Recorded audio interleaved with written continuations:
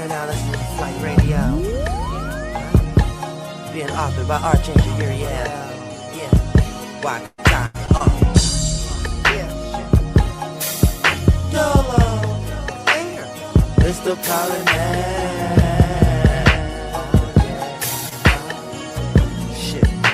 Love and Witchcraft Part 2. Ritualistic sex. Ritualistic sex. Yeah. Ritualistic sex. That's right. Ritualistic sex. Yeah. Ritualistic sex.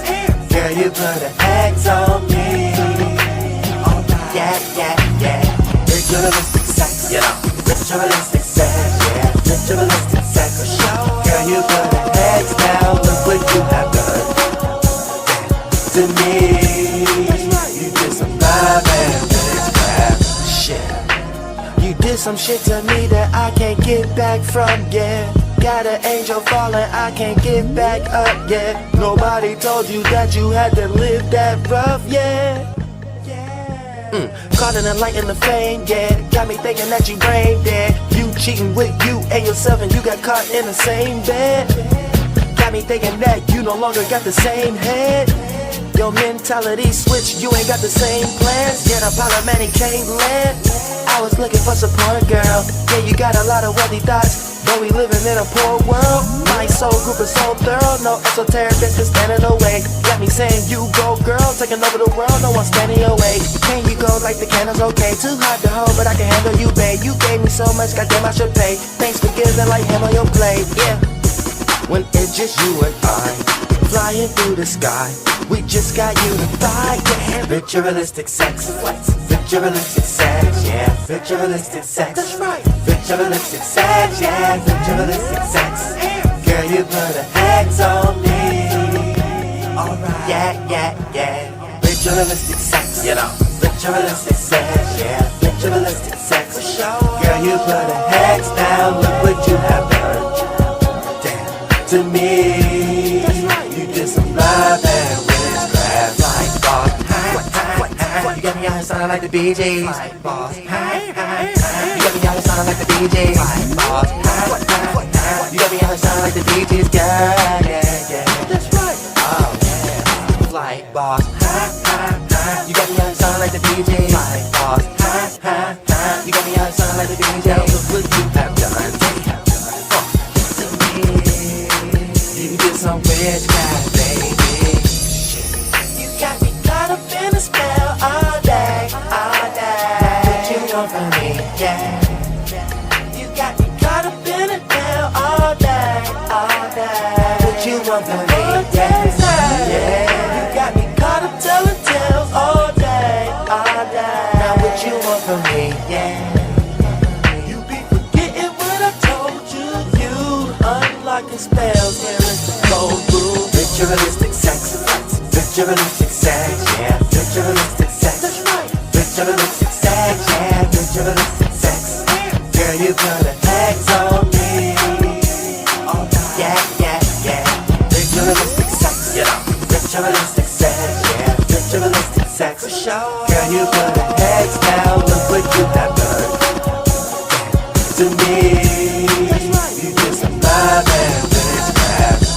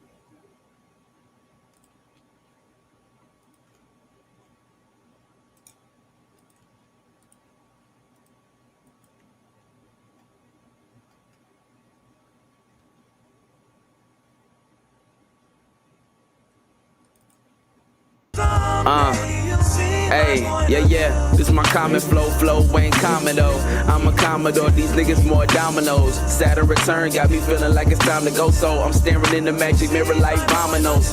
Come along, you know this your favorite song, baby. Whip a Toyota in my mind, it's a new Mercedes. Sober lately, been trying to get it together, pouring way more in myself. The rain cannot stop this. Ain't rocking these crystals for optics, not a magic at play like Hogwarts. You know that we at war, so I'm loaded and mad focused like God wrote this. I add dosage of that dope shit, ain't no more hoping. Heart open, purse the beat like surgery till they heard of me. The urgency of leaving this planet didn't occur to me. The 17 dark dreams and odd things happened in reality. That was not me. Fuck that. Toe tags and dirty rags to riches, mad stitches, but the pain made me strong. So when the vision came along, wasn't nothing to write me a new song. Transmuted into righting my wrongs, and now we gone. The worst thing you could ever ask is how long. When the time come along, you'll know it. Real gem from a poet, myself who I owe it to. Even when shit uncomfortable, remember to change the view. Davey. Another lecture, ain't no pressure for these peons. By the time they catch up, homie, we gone. Fly out the sky, get you high like the weed strong. Beast to the grave, damn day, we be on. 10 years plus, like car seats, I'm strapped in. Never gotta worry what'd happen if I tapped in. Now I'm the captain, I steer the ship. Saturn return, let it burn, look more, not a spirit rich. I got a fever pitch, limping out of Boston. Women kind of view, stunning Steve Austin. Virgo moon, temperament is placid, but walking through my 12 is like tripping off on acid. We got an army of light, you not scaring us. Light workers came here to fight, word to Aquarius. I do my shit in the sky, you know it, man. Slap a fool, call me Gemini, man.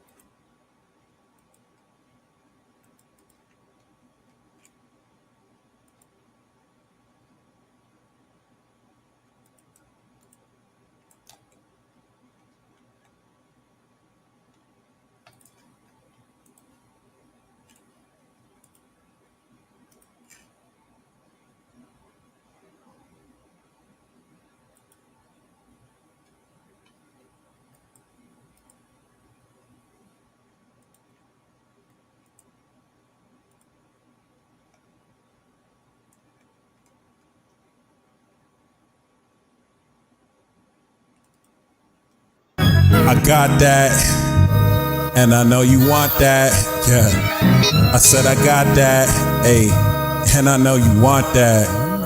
Yeah, I said I got that. Word that, word that, word that, word that, word that, word that, word. I know you like that. Word that, word that, word that, word that, word. Hey, yeah. She like, let's get to work.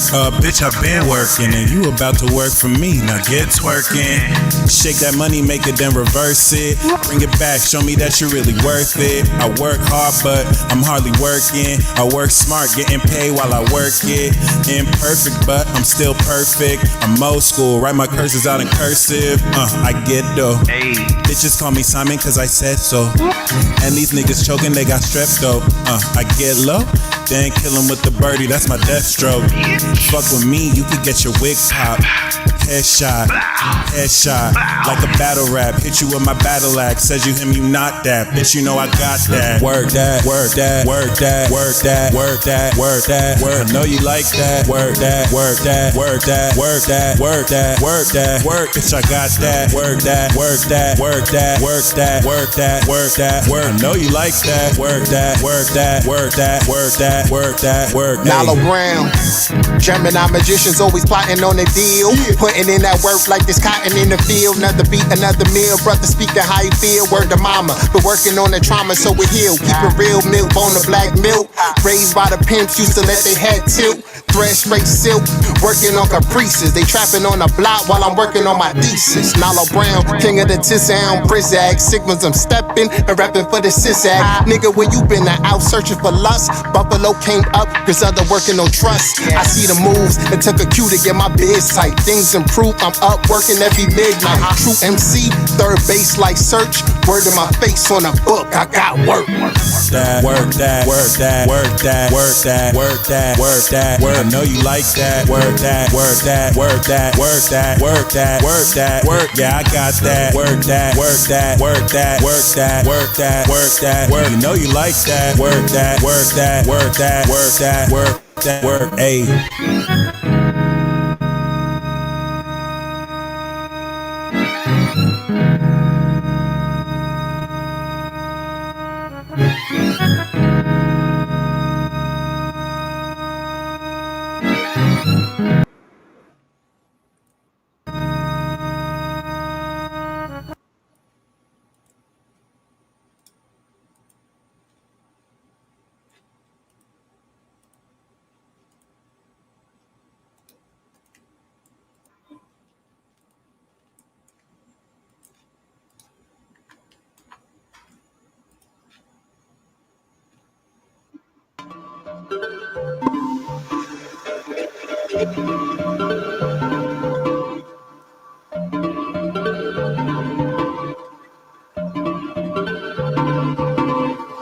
Never watch your step. Life is chess, making next move your best. Steps ahead, gotta be better than the rest. I don't need respect, I just want the check. You know I stay blessed. Try me, try me, try me, try me, try me. I'ma force your hand in the instant if you try me, try me, try me, try me, try me. It's all part of the plan. Goddamn, I'm the king, yes I do it my way. And I'm chilling with my queen, she be right beside me. Got two bishops to my left and to her right, they vibing.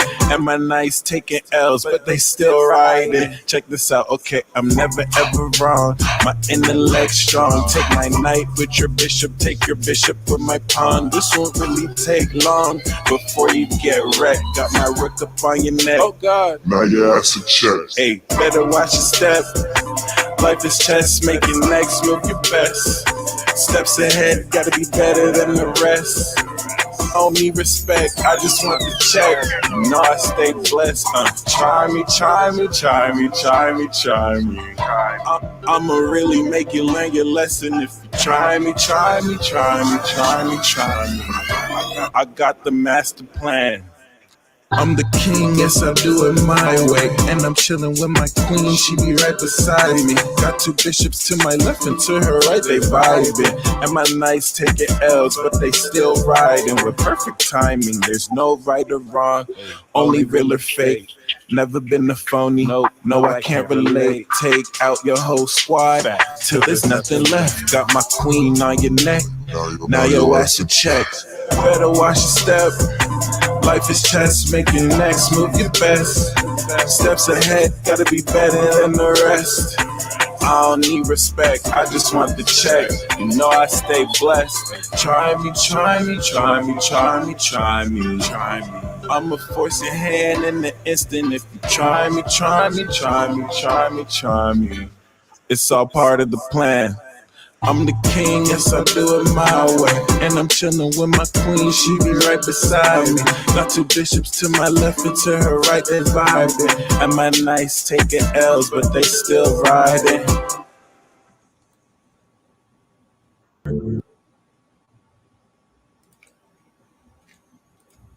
Welcome to your Mars and Capricorn transit talk. Shout out to you, Jessica. I've been sleeping on that whole project. I didn't even think I didn't think anyone would be checking for check. I didn't think you guys would even like that song for real. So that actually means a lot. Appreciate you. Somebody said that Hipsy stays stuck on payment method, but I actually have brought back the PayPal super chat. And I forgot to edit it there. I have CashApp and Venmo. So for those of you who maybe haven't been able to use Hipsy, I have CashApp and Venmo again. Let me update the Venmo and CashApp though. There you go. So if you just click refresh on that, you should see it. Hipsy is still available. I got like 20 people on queue for well, up to the first 20 people who'll be on queue for that. But yeah, so shout out to those of you who have checked out the hardly working tracks, and then shout out to those of you who like work. Gemini Brown hopped on that like instantly. Shout out to the G right there. I want to put that on the Virgo EP. So I didn't know you guys were fucking with that too. So Devin, shout out to you. I got y'all on that one. As soon as that's like mixed, I might even release it earlier. But yeah, thank you guys. Really awesome. I'm just putting out this intention out there. I just really I want to go on tour with Dolo the Pilot Man. I feel like Dolo Uriel deserves his flowers. And if I can go on tour and literally just have this appreciation tour where we're just showing appreciation, I feel like Dolo the Aries is one of the first to really shine that light. I mean, we could call it the Archangel Tour. Screw it. Get Zeus, Cito to roll with us too.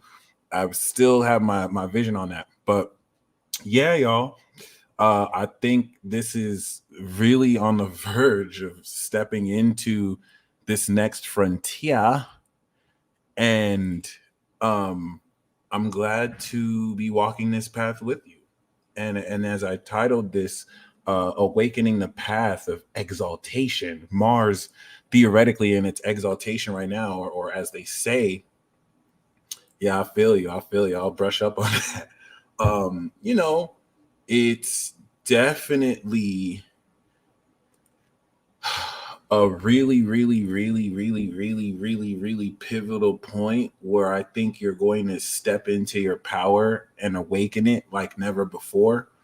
And I think that it really puts you in a position to be upfront with how much powerful you become. So right now, Mars is 4 degrees. And at the end of this transit, by the time it crosses over Pluto, this is going, this is going to literally take you there. You're moving with more purpose.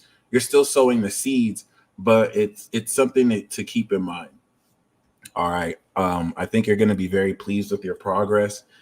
Like Barbie 64 said, it's already happening. You know what I mean?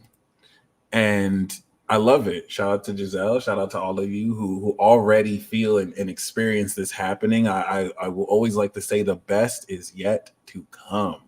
So, you know, congratulations, the support you've had, the support we've had, and really don't discount everything you did individually to get here to this point, because we're still only just barely beginning. Even for some of you who feel like you're at the end of your road, like, you know, you'd be surprised. Is a new perspective, is a different perspective coming online that will really start to shift what's possible. The vision, yes, this transit talk will most definitely be available. As always, all my transit talks will always be available. So you can definitely be able to access that. And before we actually step into this and kick this in, I want to set an intention. Everything about Capricorn specific, like especially, despite it doesn't matter what sign, but this is the perfect time to be intentional. So, what direction do you want to move in? I want you all to make a wish right now, a wish that you intend to act off on. All right, something that you want to happen or do that you don't think you can make happen right now. I want you to intend, just set the intention and that you will do it. All right. What's the first thing that comes to mind? What's the first thing that comes to your heart? We'll all set this intention together. All right. And all I want you to do in charging this intention is to just literally focus on it. You don't have to think about it every day, but whenever your mind kind of, you know, gets distracted, just everything that you are about to do as the person who has accomplished that intention.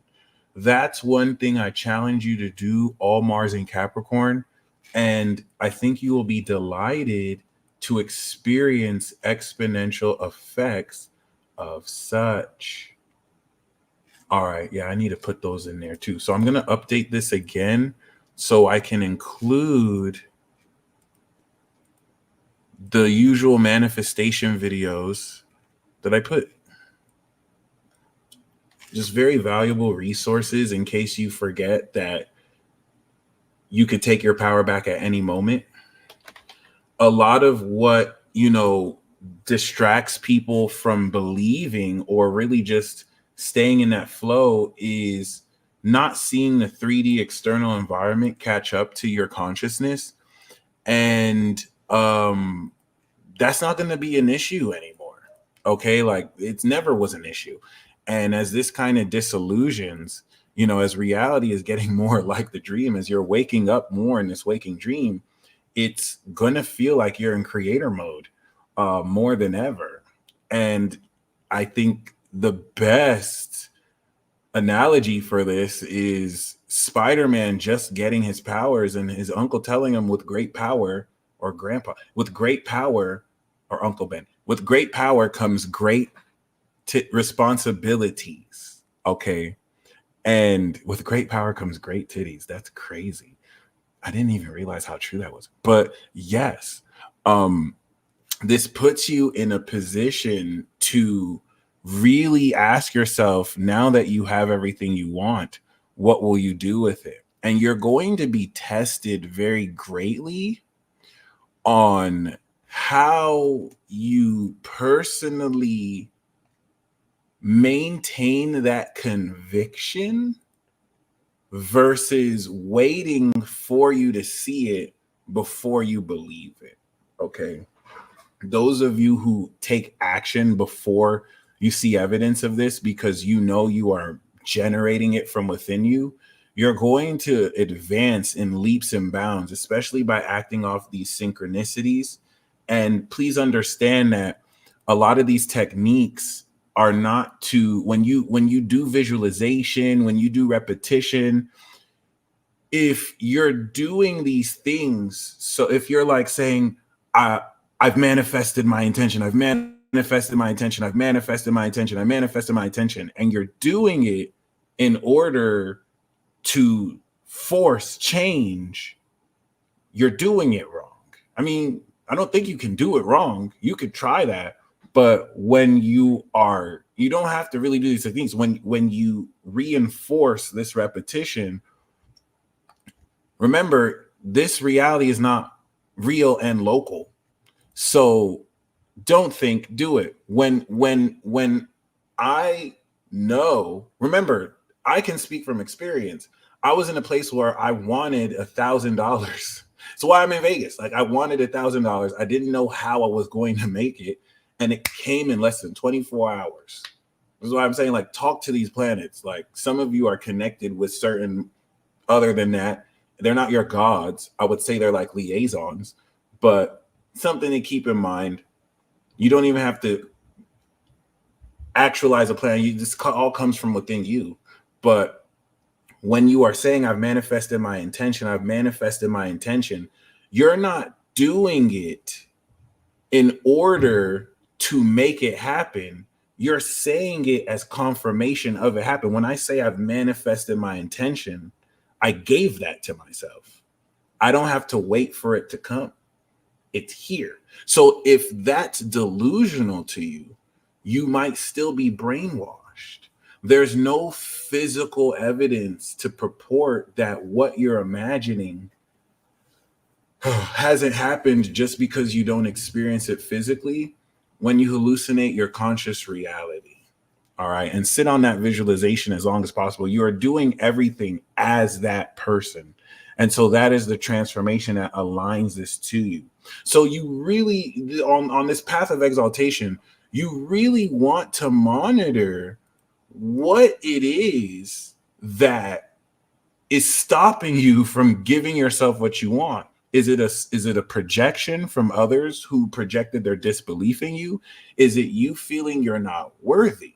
Because if I say that oh, I have my tarot cards. I don't have to necessarily doubt that. I see it right here. That is no different from me having $1 million in my hand. Jim Carrey wrote a check for $10 million. This is a story. This is a real truth. Jim Carrey wrote a check for $10 million and he got paid that money. So what you're disillusioning yourself to find is that you thinking that you're delusional because you're believing in something that's not here is delusional. Like you think, like this is where we have to really break this down. You thinking that because you see all this here that it's real, that's delusional. And like this is the inversion of principles that have nerfed most of all humanity. You can't nerf everyone. So I'm going to be very clear. Based on scientific evidence, you thinking that, oh, just because I see this and it's here, that's delusion. Your brain cannot perceive everything that's happening. Like by the time you're conscious, if you type in you hallucinate your conscious reality by Anil Seth in TED Talk, he will break this down with facts. Okay. Everything that you see, your subconscious blocks out so much information so as not to overload you. So in one frame of a moment, by the time your brain senses everything that's happening, with which it can only see less than 1% of the electromagnetic spectrum, you have already shifted into the next moment. It's almost like a lag. So to say that you're delusional because you're believing in something that's not here, that's delusion. To believe in what you see and reinforce that magic and give it energy, that's delusional. There's a specific reason why your brain has been trained since a child to believe this. And the people who created these scholastic books to brainwash your children do not teach this to their kids. They don't give that BS to their kids.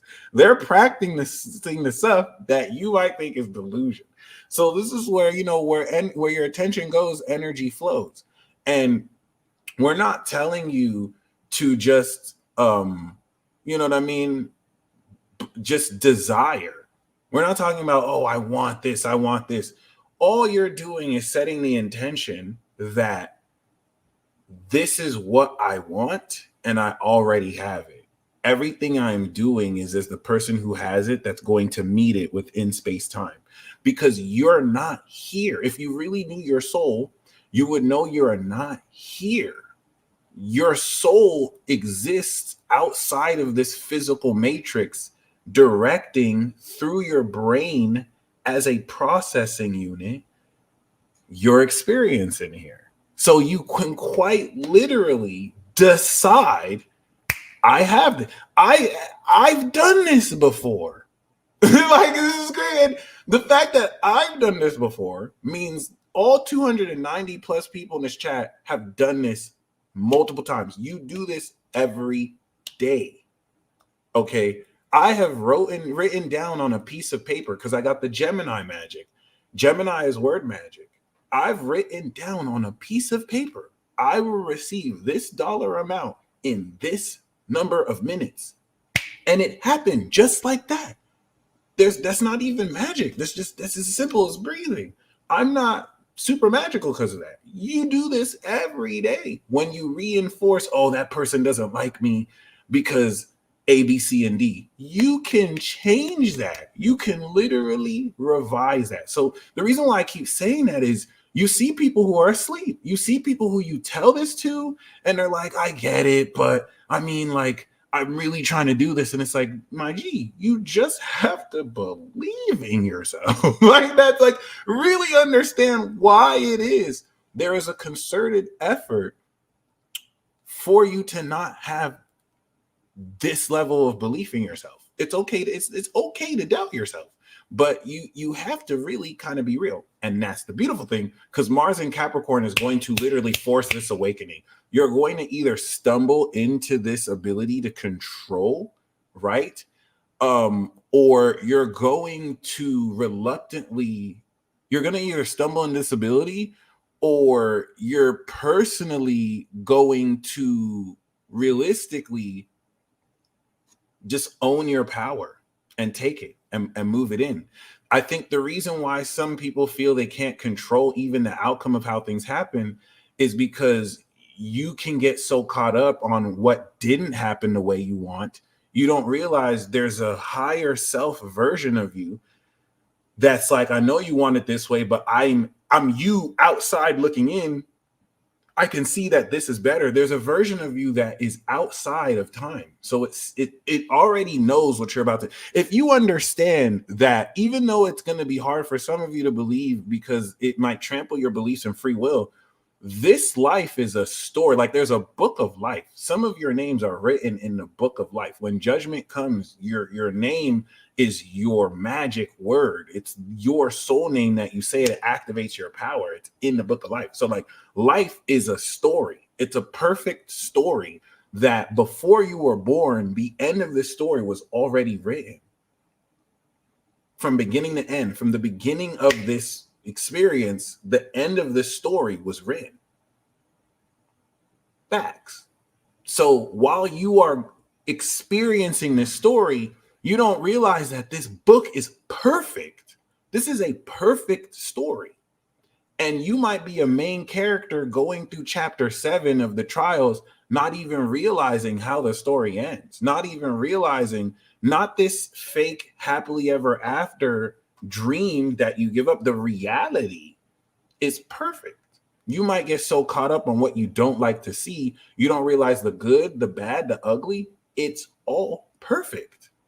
It is all as it is meant to be. You're playing your role that you chose to play. Okay. The way you react to these experiences is your karma, whether you've given that power away or whether you take your power back. So it's in a video game way, the levels of the game, the area space of the game is quite literally predetermined. Okay, like you can't necessarily control that. There's only so much limited space on this planet you can walk around. There's only so many places you can go. But the way you play the video game, that's your free will. The way you go through every level, that's all you. It's just you're going to have to finish the level. Like, the levels are predetermined. How you get through each level is all you. This is how you can mix predeterminism and free will, even though free will is an illusion. But it doesn't mean that you still don't make choices, right? That you eventually are kind of meant to make. But regardless, thankfully, as you can see with this 29-degree Pluto, this is the final awakening that we're stepping into. And if you haven't caught my monthly peace report, make sure you check that out. I definitely go in. All right. Thank you guys so much. So, you know, we're going to cover this transit in its glory and exaltation. And the first thing I want to talk about is on awakening the path of exaltation. This is going to awaken the final stage of your power and your capability and everything you've mastered to put together to complete your character. It's going to open up so much more roads for you, or the road that you're meant to walk down, in understanding the authentic nature of your character. And the intentions that you move forward with are set to be so much more potent than you're used to dealing with. It will force the Capricorn lesson of integrity, knowing that there is a consequence for every action. To decide, Capricorn is I control, and I decide. So decide has side in it. When you make a decision, you are quite literally massacring every other possibility that you could have taken once you now make the decision. If I can make a decision to draw between each tarot card deck, once I decide to do this, every other possibility that I was going to do that is dead. And that's why Capricorn is ruled by Saturn, the Reaper, the limits that gives liberation through breaking through or understanding. And of course, the decision-making power that defines one's integrity and quality of decision-making. So that we want to talk about.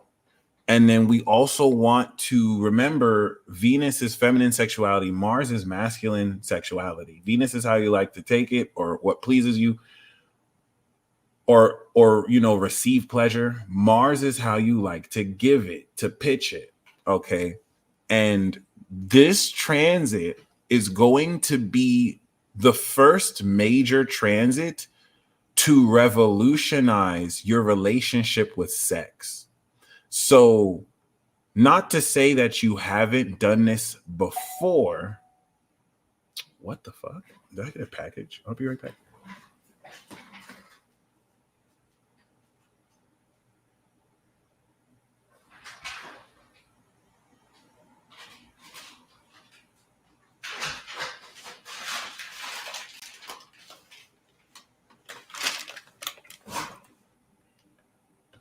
Not to say that you didn't before. I can't believe I got a bell. That has to be some kind of synchronicity. Not to say that you didn't personally. I want you to understand this package represents the receiving of your intention and manifestation. I didn't even have to know when I didn't even know I was going to receive one. What? Oh, Yerba Prima. My mom sent me this. I forgot. Psyllium husk powder. Shout out to Mama Roots. So you just set that order. And it comes through. Yeah, we could do a sex pick a card. And so, like, once you decide that you're going to receive what you want to receive or step into it, all you have to do is just decide, and then the experience will show up for you to take action or to receive. But yeah, this is going to be one of those transits that awakens a new dimension of sex for you and to you. And this opens up transpersonal levels of sex that could be had astrally with more real repercussion or consequence. And also, some of you may not know you have an inner freak. This doesn't even have to be sex physically, all right? Although it's going to take that physical intercourse to the next level. But yeah, just be very mindful of that, because whereas this will be very obvious in April, you may not be aware of the reason why you had sex with somebody and someone got a car accident, or you randomly came into $100,000. There is intentional sex and causality that, relative to this awakened power, is going to be a whole new theme of this next generation. And the topic, I would think of, many experiments or whatnot. I mean, there's always that concept of being able to charge energy and activate energy through sex. But what happens now when there is an extremely practical application of this? All right. Divine Jupiter, yes, this can be replayed. Transit talks are always free and available. So the reason why I want to really keep this in mind is, or you want to really kind of keep this in mind is, like, you personally are going to, like, after this transit, I'm not going to say it's going to end promiscuity, but for those of you who are awakened at a high level, you're not even just going to be having sex, because there's going to be a collective, or like, you might realize that because you had sex with someone, there was an earthquake moments away from you. And I'm using these extreme examples because it's going to be extreme. Some of you might realize you can't have sex with certain people. Maybe some of you, your energy is so concentrated. If you have sex with somebody, you find out that they died the next day or that night, because maybe their energy couldn't match yours. It has nothing to do with them being good or bad. They probably literally like, and I'm using this example because this is extreme. Like, none of that is scientifically, relative to postmodern science, even possible, right? Wrong. Some of you might literally be a lot more selective of who you share, because having sex could literally be like unlocking a nuclear bomb. Personally, I'm kind of mind blown. I've been on a 2-year dry spell from 2020 to 2022, and I've never really had that much sex like that. I've never really been a star player. I don't play the game like that. I don't go out and like holler at chicks just to kind of have sex with random people. One, too much effort. I'm lazy as fuck. Two, is just like, maybe if I was a Libra. If I was a Sagittarius, I'd be a straight hoe. It'd be too easy. If I was a Libra, I'd be mad charming. And I'm not making excuses. I don't have to be those times. But like, maybe it's the Cap Moon. Like, no. I'm saying I had a 2-year dry spell from 2020 to 2022, right? But the reason why I'm saying that is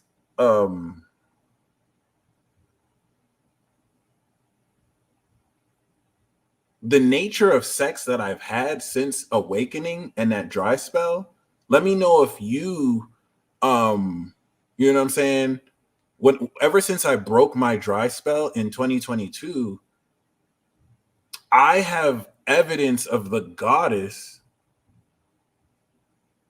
literally expressing herself through certain women to guide me through this journey. Like I can't look at sex the same anymore, because imagine if you're connecting with a collective being through seemingly different people, and then when you realize they all have certain things in common, it makes you step back like, oh my goodness, holy shit, this isn't just sex anymore. You know what I mean? So like I don't know if some of you realize your vessels have been prepared, especially if you've gone through, celibacy, or if you have had unique arrangements with certain people. It's not for no reason. I mean, I'm talking down to meeting certain people born the exact same day and year.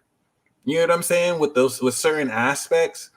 And unfortunately, so many people, orgasm is key to the awakening of consciousness. So people who kind of demonize having orgasms don't understand orgasm is a form of therapy.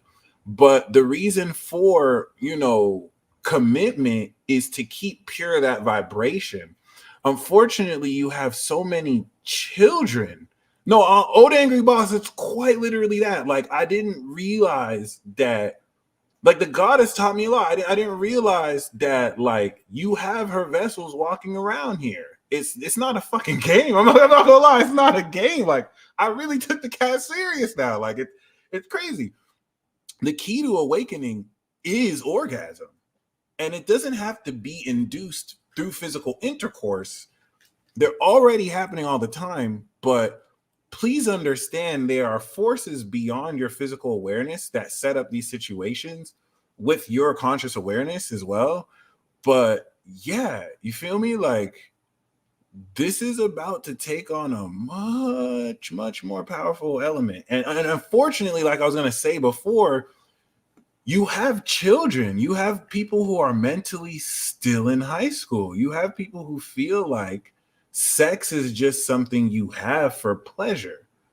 Have fun, don't get it twisted. But to the extent where you are just having sex with people you don't even know that well, and then you brag about it. Like, you have grown men in their 30s, 40s, 50s talking about bitches they bagged. Bitch, if you don't start a family, you know what I'm saying? You don't have to be in a relationship, but like, you're delusional. Like, you have people who are mentally sick, and I don't want to demonize these people. Most of these people have trauma. Most of these people have never had a proper father figure or respect women or respect men. You have people who are quite literally, forget like spiritually transmitted diseases. I don't even want to talk about that. Just the whole Just you can tell how intelligent somebody is by how they approach sex. I'm not like, I feel like some people are supposed to be somewhat promiscuous and explore, so I'm not demonizing that, but to the extent with which somebody is quite literally just a fix for you to ejaculate in or get off, it's a problem. It's a problem. Like you're playing with nuclear explosives, and when you talk to these people and tell them, hey, you are creating soul ties with people, they laugh at you. Like they don't look at sex as anything outside of the physical, which you don't have to be super spiritual hippy dippy with it, but like integrity, just basic integrity. You have so many people who lie. I have never lied to a single woman just to have sex. You feel me? I never had to go, and this is not me flexing. That's not impressive.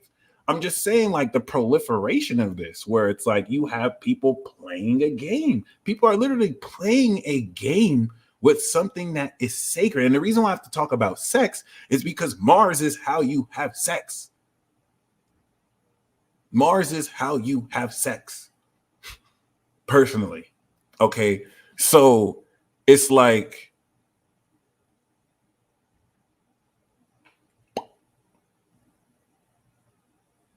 every instance of that has been a learning experience for me, and it's a lot of pride, and it's a whole lot of, you know what I'm saying, like, do what thou wilt philosophy, but just understand you have people snitching on themselves. Like, you have to understand these same people who've been glorified for this, their legacy is going to be known for being overgrown children. All the people, all this bullshit that's been popularized over the past few decades, it's gonna end in this decade. Like, that shit was never cool.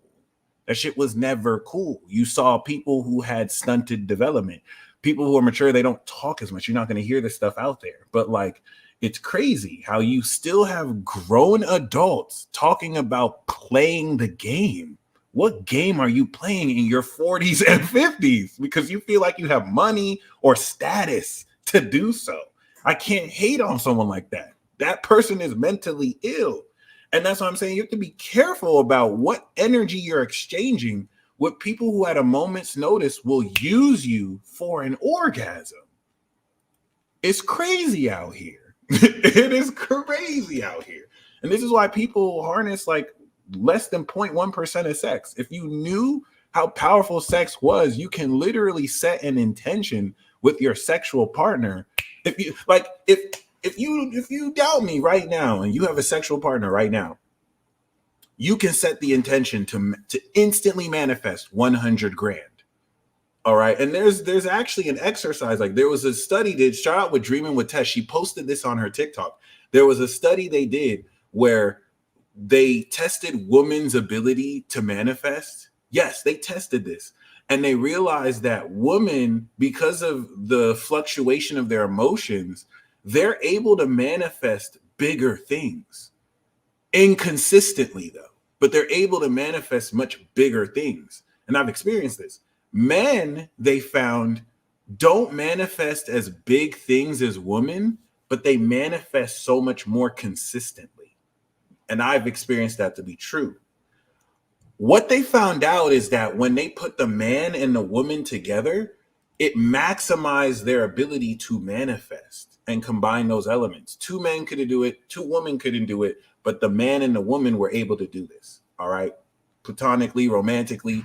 And so if you believe that I'm not right, try this. Literally just scientific method test this. For those of you who have the opportunity to do so, set an intention with your sexual partner, or the next time you have an opportunity to do this.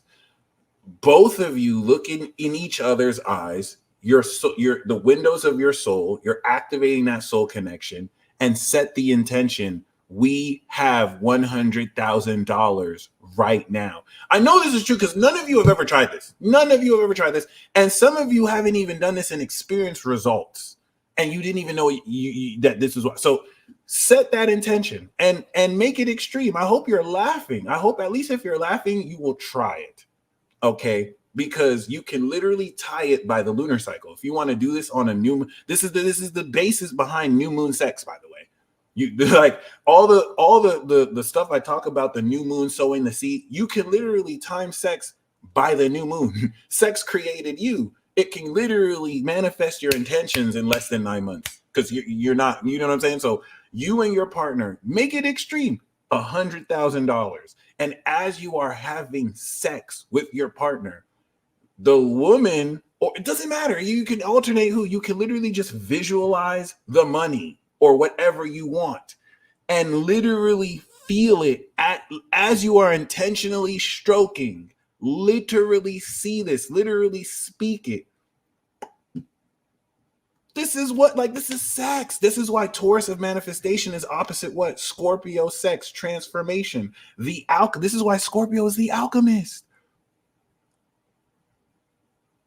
One right sexual partner who you're aligned with, that's it. That's it. That's it. You literally could do whatever. So, like, think about the hypersexualization of culture and why they don't want you to know this. Why they don't want people to be proud of being in nuclear families, not to shit on other family dynamics, but like, I promise you, please just try this the next time you have sex. All right. Yes. If a person has Cancer, Sun, and Cap Moon, which is mom and dad, isn't that sex without needing a person? To be honest, it is. I'm so glad you said that. And it's not even specific to opposition. You can have that internal sex by just connecting your moon and the sun. The sun is masculine, the moon is maternal. That is how it's not even sex with yourself. You're just using yourself as a conduit to connect the masculine and feminine. That's how you produce chakra. And so I promise you, intentional stroking will change your life. Every thrust. You're conscious of this. You're not just jacking off in your partner. It is completely intentional. I promise you do that on a new moon by a week, the money is there, if not that same day. And just like practicing and working out, the more you actually practice this, the more results you will have. I'm willing to bet that nobody who believes that this is possible, you've never tried it. You've never tried it. You've never tried. It's literally meditative sex magic. Okay. Trust the thrust.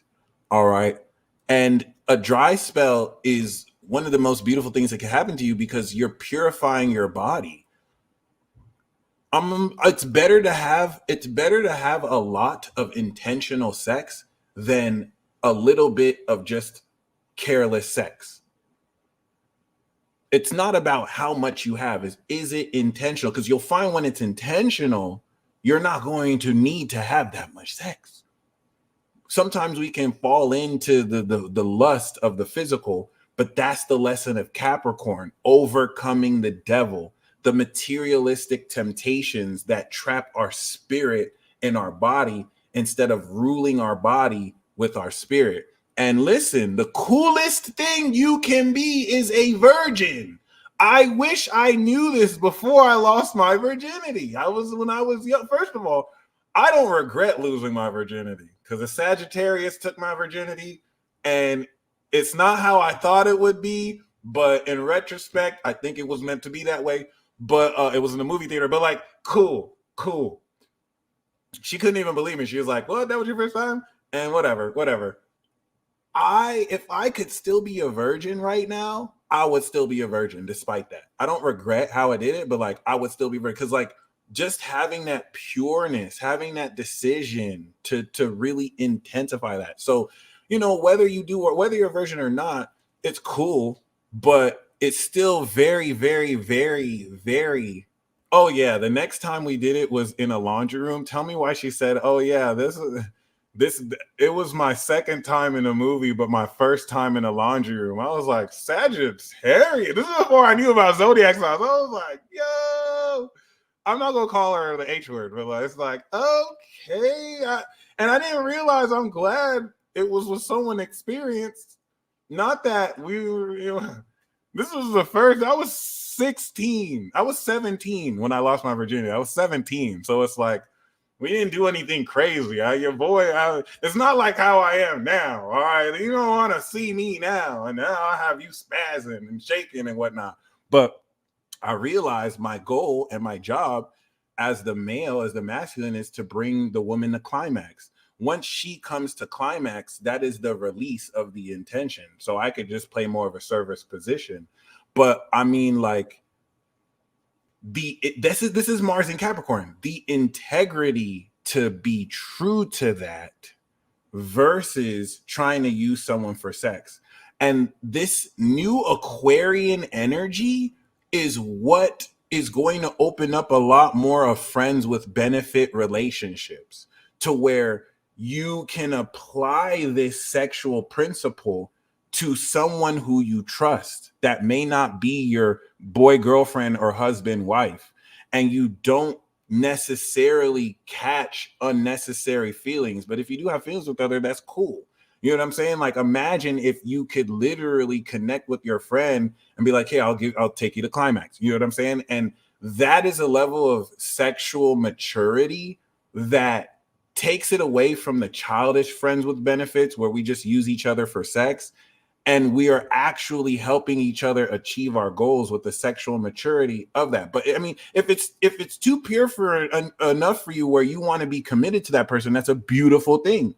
That's a beautiful thing. I'm not saying that that's wrong either, but people are so afraid of kind of looking at intimacy and sex. If someone is truly your friend, you should be able to have sex with them. That doesn't mean you should, but like, you know how people would look at that weird. Your kids, their kids, they're not going to look at that weird. I mean, it's already kind of happening right now, but it's just interesting to see. And the reason why this is going to push that way, there's a whole range. I'm not saying you have to do this, is because of the practical awakening of what could be done through that. And this is where, as someone who is your true friend, they're not going to take advantage of you. They're not going to use you for your body. This is someone you can trust. Personally, I don't have sex with anyone who I don't trust, and anyone who I wouldn't want to have my baby. Personally, if I don't, I feel like if I wouldn't want you to have my baby, I shouldn't even like arrive in you. Like, it's just grossly irresponsible, only for me to, take care of it. But regardless, yeah, and that's cool. Some people are a lot more intense, and that's where everyone's different. Some people are a lot more detached. Some people are a lot more intense, and they only want to have sex with someone that they're committed to, and that's a beautiful thing. That's a very wise thing. That's an amazing thing. You feel me? So like, I'm just I'm just letting you know, but that's the thing. That's also too, like, if I have to use protection to have sex with you, I should not be having sex with you. Period.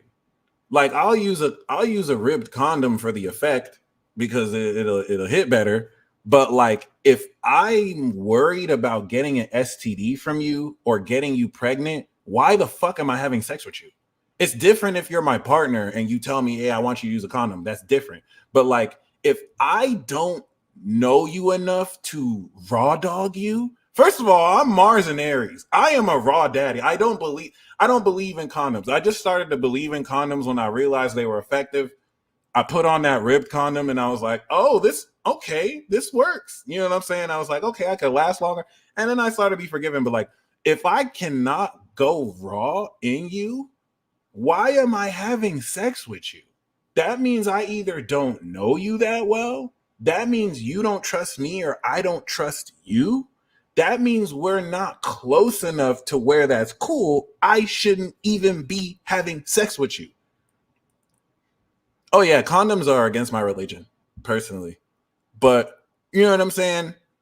They do have their effect. Now, that's just my philosophy. That doesn't mean that that's gospel truth. Like, if you still want to use condoms and do that, that's your life. Like, even everything I said, this is just my opinion. That should not stop you from doing what you want to do. But water has to be safe, or don't go swimming. And I'm gonna tell you, this it really kind of changed the game for me as far as how much more comfortable I can be, especially around women. And personally, to just appreciate, you know what I mean? Oh, hold on, Airbender. Actually, I didn't use one my first time.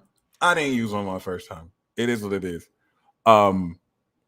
She was on birth control. She told me to actually go. I just didn't. I wasn't into it. It is what it is. My bad. I don't want to say TMI, but yeah.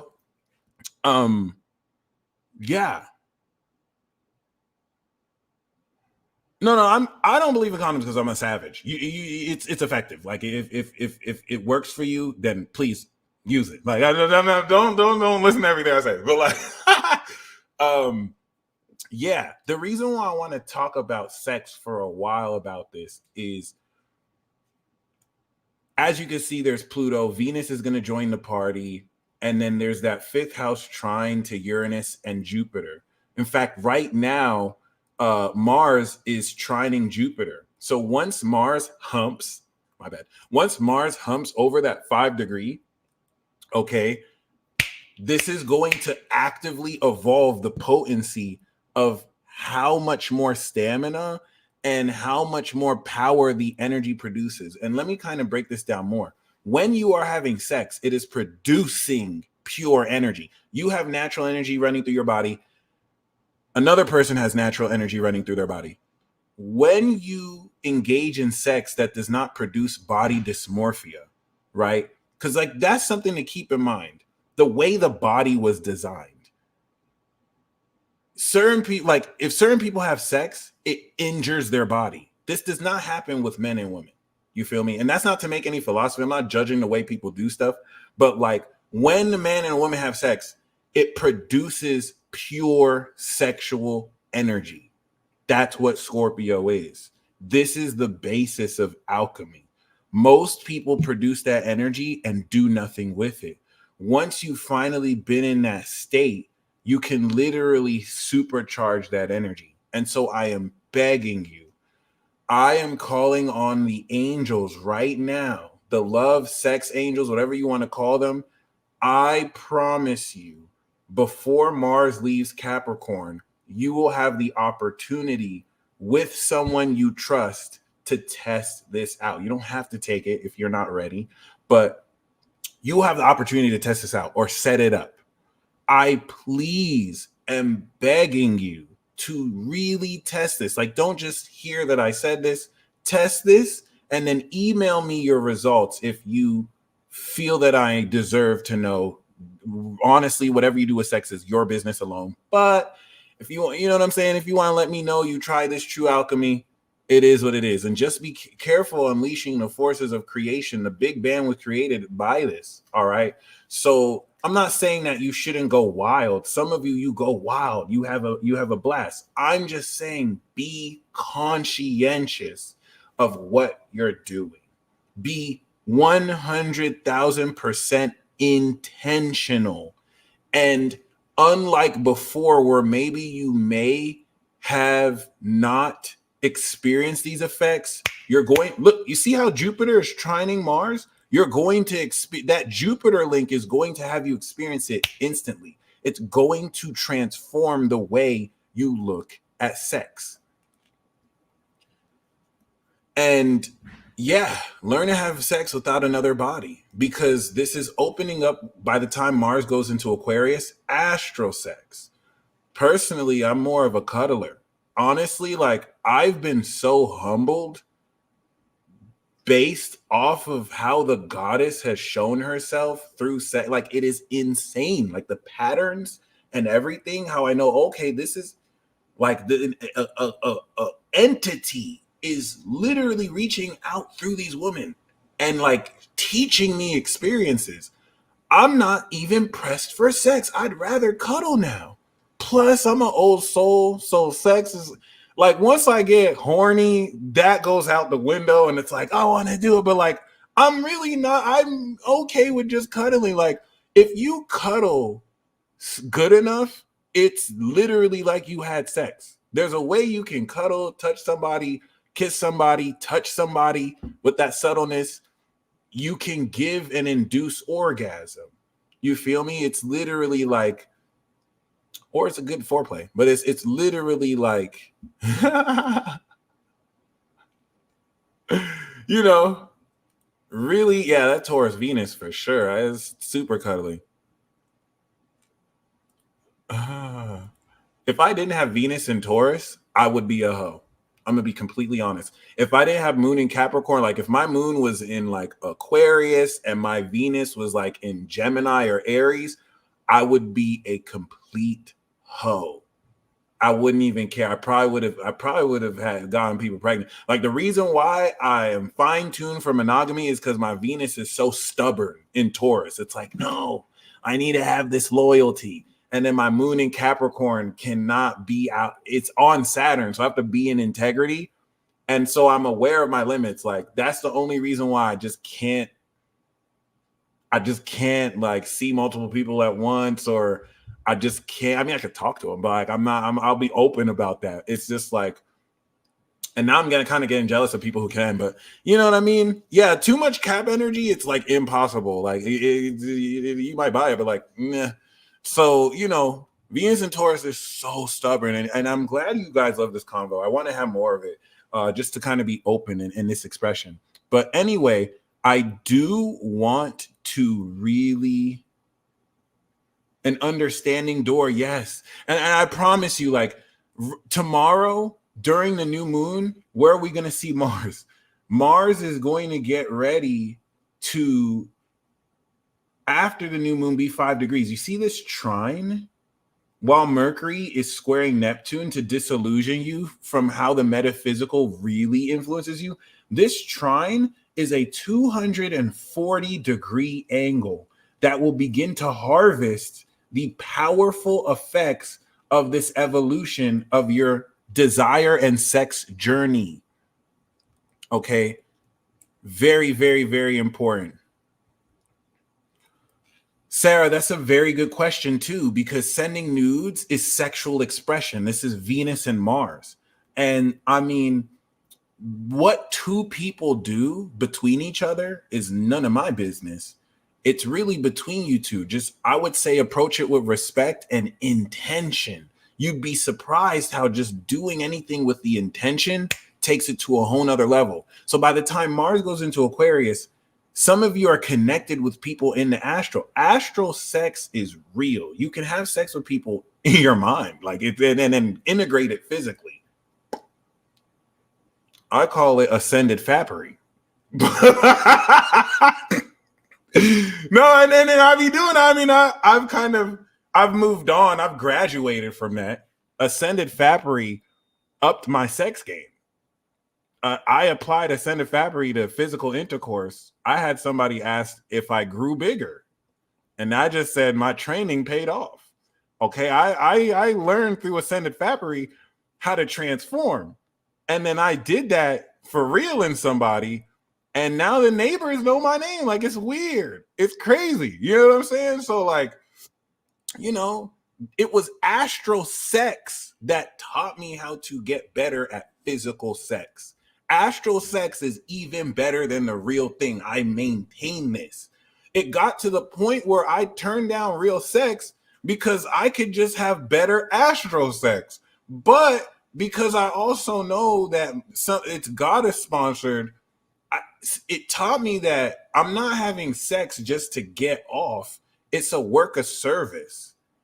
And that's what it taught me. It's like, now when I have sex, I kind of got my kinks out. It's like, I'm not just trying to like coming you. Like I want to actually feel you. I want to actually really just make you shake. But like, you feel me? Like it needs to be cheating in the astral every day. Astral sex cannot even compare. It's on a whole nother level.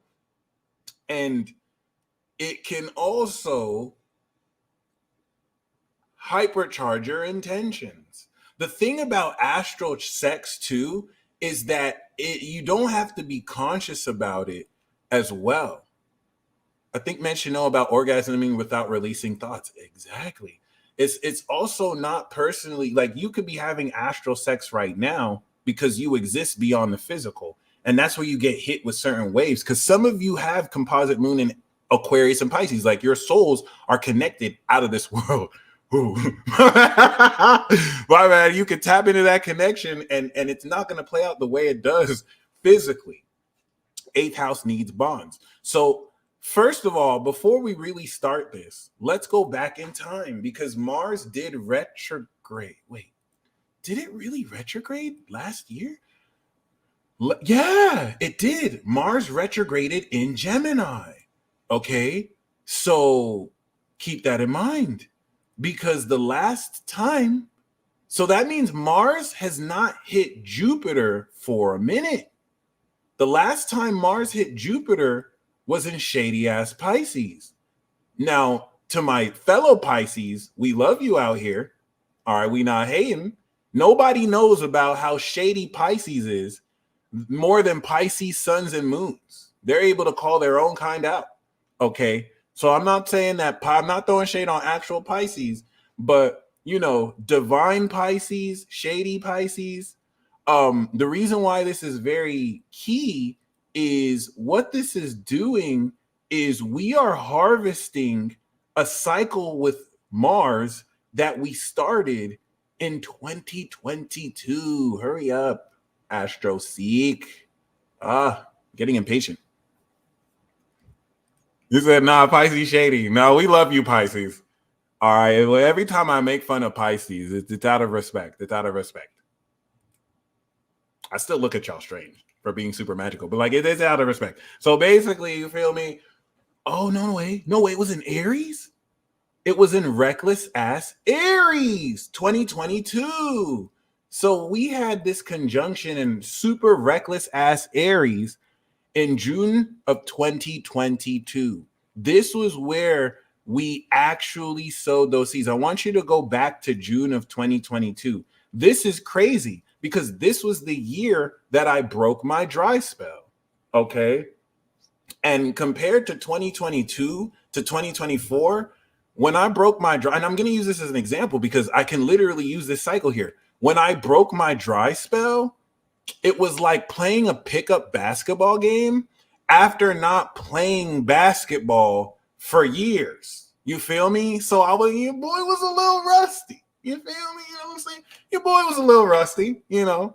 And you know, I still got the O's. I still made her O. You feel me? That's what's up. Thankfully, you know, she was gorgeous goddess. All right. But I didn't realize I was getting initiated into deeper understanding. And by the time the year ended and we got to 2023, now I've played. Oh, yeah, she got a couple. And that was fresh off the bench. After not playing for a couple years. Now I've been playing, so I'm back in shape, son. I'm back in shape. I last so much longer now. Okay, before I lasted, let's say hypothetically, I lasted on average like 2 minutes. Now I last like 4 to 5 minutes. Okay, and I know don't hate, don't act like, oh, that's not long enough. Don't hate. Y'all forget sex time is not real time.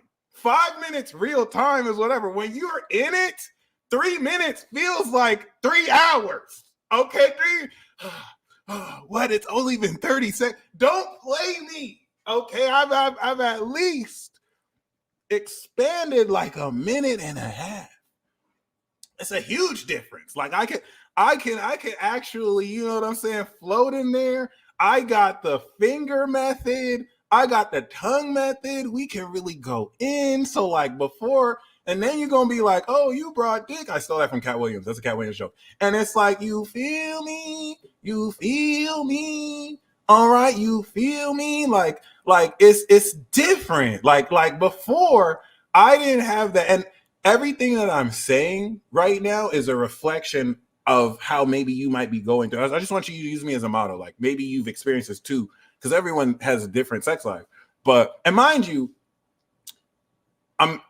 it's not super active. I'm not having sex like every week. So please don't think that I'm like swimming in vagina. Like, it's not like that at all.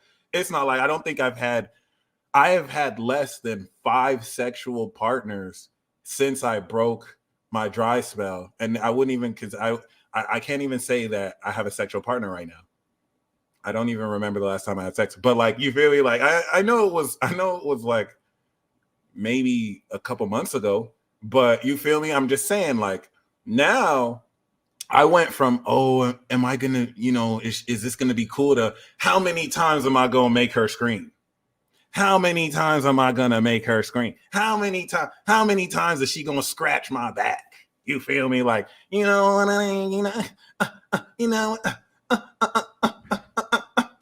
it's confidence. And that's where we have gone from this activation to now the harvest. I want you to look at that. I went from the activation, right? And look at where we are now. This was the last time Mars met Jupiter.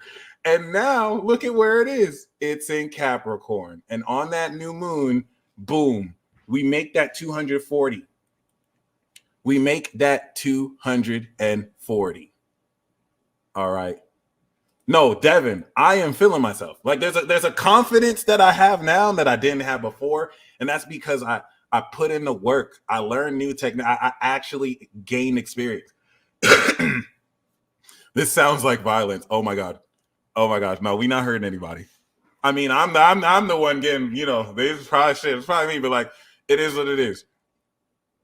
Although what I learned is that I go too fast. I've learned everything from mind you, once again, I have not had sex with over 3 people since I broke my dry spell. Yeah, it's been at least 3 people. And I'm not trying to flex. I'm just being honest with you. I'm saying this just in case you think, oh, some of you think that I like run through chicks. Some of you think that, oh, I have just like a line of women who just want to have sex with me and all that. And it's like, I'm sure I'm a goofball. Like, I don't know if anyone takes me that serious. Plus, I live in my head. I don't really do outside. So, I mean, if I wanted to, I'm sure. But like,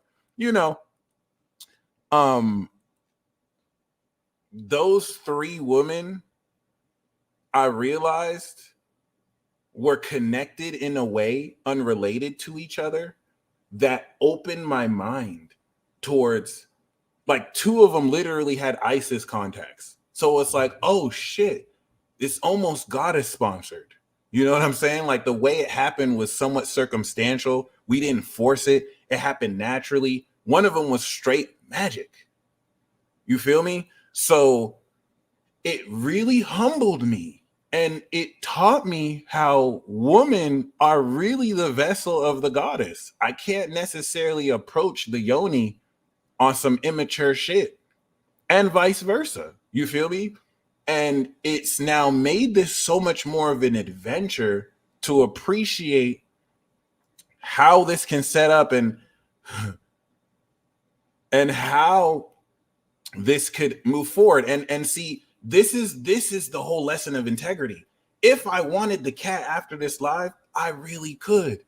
If I wanted to lie to get it, I could. If I wanted to be upfront and personal to get it, I could. But I respect sex so much that I'm not just really gonna go chase it just because I desire it. You feel me? Like, I'm so amazed at how this works that I really want to approach it intentionally. I want to know that the next person who I have sex with, we're on the same page. You feel me? Got a candle, light some sage, light some Palo Santo, do a little mini ceremony. Like, this is sex. Like, we're not just fucking each other. We're not in our 20s. We're not in our teens. Like, this is sex. This is sex. I'm really at least hoping that after this live, it's not an original idea. You've known this your whole existence, but like, you actually take this serious. And you watching this, I know you probably do, but are you making sure you're with somebody that gets it? I remember somebody had back problems really bad. This was years ago, right? Really bad. I started to realize that alchemy, especially between mutable signs, but it doesn't matter what kind of sign, where I would have sex with somebody. I had sex with a friend and her chronic back pain disappeared for that next couple of days. We had an energy exchange. I did it. She had a Leo moon. She had a lot of fire. I couldn't eat. I was not hungry. It's almost as if that sex nourished me. And her chronic back pain for months disappeared. And the only reason why I came back is because we didn't keep on having sex. You feel me? So that's what personally really made me realize it's magic, Mike. You know what I'm saying? I got that magic dick. But still, you feel me? Like, it really gave me more practical insight around how we all have our own unique energy. So, you know, the Fiery Soldier, no, I didn't. It's interesting. I actually didn't. But, you know, I'm obviously not the only one. Every single one of us have these abilities. It's just kind of knowing how you personally express this. And, you know, I think by the time we activate this new moon, this is going to drive. Mars is also the accelerator. So when Mars was 0 degrees Pisces in 2020, that was actually when I got my car accident, because Mars can also be the accelerator of a car. Oh yeah, don't play with me. I have a goosey soup right here. I have a goosey soup right here. My mother came in Thanksgiving and cooked me a lot of food. Yes, I did. Yes, I did. Is this a joke? Yeah, moderately. I did have my share of Nigerian food. My bad. I got triggered. So, like, yeah, y'all remember that I was going off. I was naming names. I know that car accident. You know how that car accident was a targeted hit. I was supposed to die in that car accident. And then I had a reading with Stephanie Jordan, and she was like, oh, you just finished your Saturn return. You could have died. And I was like, yo, I literally just had a near fatal car accident. I named names in a certain live. Like, sir, if you look at the comments of that picture, June 2020, some people are like, oh, we know why that happened, because they saw my live the night before. And in unsubstantial claims, I had wrote that song the day I got in this car accident. And guess how the car accident happened? Someone who was drunk off spirits ran a red light, and I crashed into them. The person in the passenger seat car came out and walked to me like, thank you. You saved my life. If you didn't turn your car at the last minute, because when that happened, my body moved on its own. Like, oh shit. If you didn't turn that car, you would have hit me and I would have died. Like, the shit was a surreal movie scene. This shit was fucking crazy. I walked out with just like a minor scratch on my knee. And it was weird because that same period, I had moved into an apartment that was 13. I had gained a ticket number that was 13, and I got paid a $13,000 settlement from the accident, from their insurance company. People were like, sue, you'll get more. I saw the 13, right? I was like, hey, it's 13, whatever. It is what it is. So, you know, once we activate this new moon, by the way, if you can have sex on the new moon in Capricorn, please do it. You don't have to force it. You feel me? Like, if it doesn't happen that way, cool. But if you can have sex this new moon in Capricorn with a consenting adult who is agreeing to intentionally create this magic with you, please do it. The 10th and the 11th, you want the specific 0 degree with the sun or Pluto. This will be the most powerful sex you could possibly have. All you have to do is set the intention together. Everything else you do is just icing on the cake. You can literally set the intention, light a candle, and then as you are having sex, intentional strokes, right? If as the lady you just want to lie there, then you be the imagined one. You just sit there, take it, and just feel and imagine what's happening. And as the male, you can literally just do the work. You can literally bring her to climax. And Force Fair Tarot, your sun is in Capricorn. So Capricorn suns and moons, y'all are going to have like the most potent potency. All right, let go and let God. You can literally intentionally stroke. It's teamwork. It's teamwork. Like, that's why I haven't had sex with certain people, because they don't really get it. I don't want to have sex with someone that doesn't really get it. You feel me? Because I feel like, I don't know. It is what it is. It just, I feel like it just disrespects the craft and the art personally. So I know the next time, and now I'm focused on getting in shape. The last time, of course, the last few times I had sex, I was like, all right, cool. I got the technique down. Now I just need to get in shape. I'm day 18, by the way. I'm still on my fasting program. I'm day 18. I'm not gonna lie, my OnlyFans body is coming in. By Aries, by March, my OnlyFans body. I might have an OnlyFans. I'm sorry. I'm not sorry. Magic Mike. It is what it is. Like, and once that's there, and I'm like in shape properly, and I play a pickup basketball game, I'm not like, it's a wrap. It's a wrap. It's a wrap. I'm gonna be dancing in and out there, just like, no. But yeah, this is also going to direct your intention towards the desire naturally emanating from you. And it will help you control that instinctual nature of what will lead you into this awakening. Okay. I know some of you are, for those of you who are, what about self-pleasure? Self-pleasure can link you to astral sex. There's a way through self-pleasure you can have sex astrally. You want this to be intentional. Once self-pleasure is intentional, it is no longer masturbation. Masturbation is non-intentional self-pleasure. You're just literally wasting your life force. Shout out to, of course, the angel, Sharmila. Sharmila actually did a peace talk with us. If you guys remember Sharmila's peace talk, the exercise she gave was to infuse intention with self-pleasure, because she fire like that. So like, she knows what's up. So like, you just want to put intention on everything. And that's the whole point. This is you awakening the path of exaltation.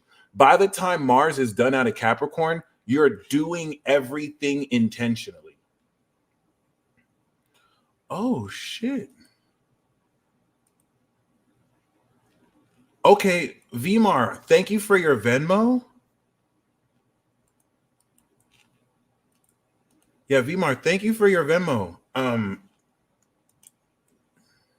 I see you did the TP Den. All right, I got you. Vimar, please email me. Okay, the live read, I'm gonna pull tarot for your live read. If you want, if the tarot is what you want, please just confirm that. If not, just email me your chart. For those of you who want a live reading about the Mars and Capricorn transit, I have my Cash App, my PayPal, my Venmo down below. If in the Hipsy, if you want me to pull a card, I got you. We're gonna do a sex pick a card reading. I got you on that. Devin, I got you. And also, oh, Vimar, thank you so much. I think it might have went to spam. Let me see. Huh. Vimar, I do not seem to have your email. thepeacedealer@gmail.com. Okay. So, oh, Michi, thank you so much. Shout out to Michi, the queen, or I should say the GOAT. She's been faithfully timestamping all these videos, and they're amazing every time. Thank you so much. And yeah, so before we actually continue and officially begin this, I just wanted to get that out the way. Your attitude towards sex is going to change because you're taking all your power back. You are walking away. Shout out to the God Linus. You are walking away from sex as something that you need or is elusive, and you're taking your power back. You're like, look, sex with me is a privilege. What is that Rihanna song? Sex with me is. I'm not gonna ruin the legend song, but I'm just saying, like, it's so amazing. You are the source of your own sexual power. It's a variable. Like, you are blessing someone with your presence here. So here's the thing. Set the intention. We're going to set an intention collectively. It could be about anything. Okay. But if you only want to have sex with a committed partner, right? Set the intention to practice this technique where you set an intention and do something that you think is beyond possible, like an instant $1 million, because you alone are powerful, but that the man and woman connect, I promise you, the only thing you're missing is intentional sex. Like, apply the law of assumption to sex. That's sex magic. So if you only want to be with the committed partner, that's beautiful. I'm something like that too. You know what I'm saying? Personally, I more am okay with having sex with someone I trust, whether that's a friend, a girlfriend, or my wife. Personally, I've had sex with a gorgeous woman who we were married in a past life, and that's kind of what I realized. Like, I've been intentionally and unintentionally attracting women who I like. The last 3 that I told you, how I said that it's only been 3. It's interesting. I've all been married to them in the past life, and it's not like, oh, I have these different past life lifeys. I learned that it's literally one essence expressing themselves through this energy, the goddess. You feel me? And so personally, you know what I'm saying? I don't even feel like I'm committing adultery, because if I'm having sex with a soul I was married to in a past life, it's like husband and wife connecting again, personally. And it's all down to trust, because I trust you. So if you need to be with a committed partner, which is beautiful, do that. For those of you who personally, yes, a super Gemini, we see what I did there? Like, you see what I did there? But for those of you who, Juno in the South Node, it's not limited to that. Venus South Node, Juno South Node connects. And the thing is, for example, the way I knew this, it wasn't just in my head. Like, like, as I was looking at this aspect, this person was like, I feel like I've known you before. Like, imagine reading somewhere like, oh, wow, we were married in the past life. And this person didn't read that, and they're saying, I feel like I've known you before. Like, real life evidence. Not in a way where it's like, oh, I'm capping, I'm making it up. You feel me? So it's like, you can feel it's a sense of familiarity. I talked to someone who I've never met ever in my life, and it was weird. The first thing I said to him was like, bro, I've never met you in my life, but I feel like I've known you before. And then I looked at his chart and I realized that my son was exactly on his South Node of past life. So past life connects are real. Early childhood, like familiarity, that's my connection with Leo, South Node Leo, and those of you with South Node Gemini, but it's not just limited to that. If your Juno is on someone's South Node, it doesn't even mean that they have to be the person you're married to. The energy they carry is aligned with that marriage construct. So, we can't look at it too linearly, but you can at the same time. All right. So if you are open with having sex with a friend that you trust, I would really open up, you know what I'm saying, to really do this. And mainly just because I want both of you to experience this activation or try this technique. If you don't trust them like that, don't do it. Don't do it. All right. Sex is trust. You know what I'm saying? Trust is the 8th house. Scorpio is trust. In God we trust. You have to literally trust the bank before you give them your money, other people's resources. So, you know, yeah, you guys definitely knew each other before. I love that. I love that. So, you know, that is literally like loading a save screen. So when you have South Nodal contacts with someone and you play a video game and there's a save spot, it's literally a memory card. You're taking all of that data and you're uploading it. It's literally a hack. It's literally a hack. And the goddess taught me this. That's why I respect this. Like, in knowing this, with great power comes great responsibility. You feel me? And by learning this stuff, it really taught me you know, just to approach it with more respect and to control my urges, but also to express my urges. I've grew up with women my whole life. I have Saturn in Cap square, Saturn in Cap on my moon in Cap square Mars in Aries. So I grew up with two sisters and my mom my whole life. My mom told me I should never be in the same room alone with a woman. The only sex advice my dad gave was use a condom. My mom told me I shouldn't be in a room alone with a woman.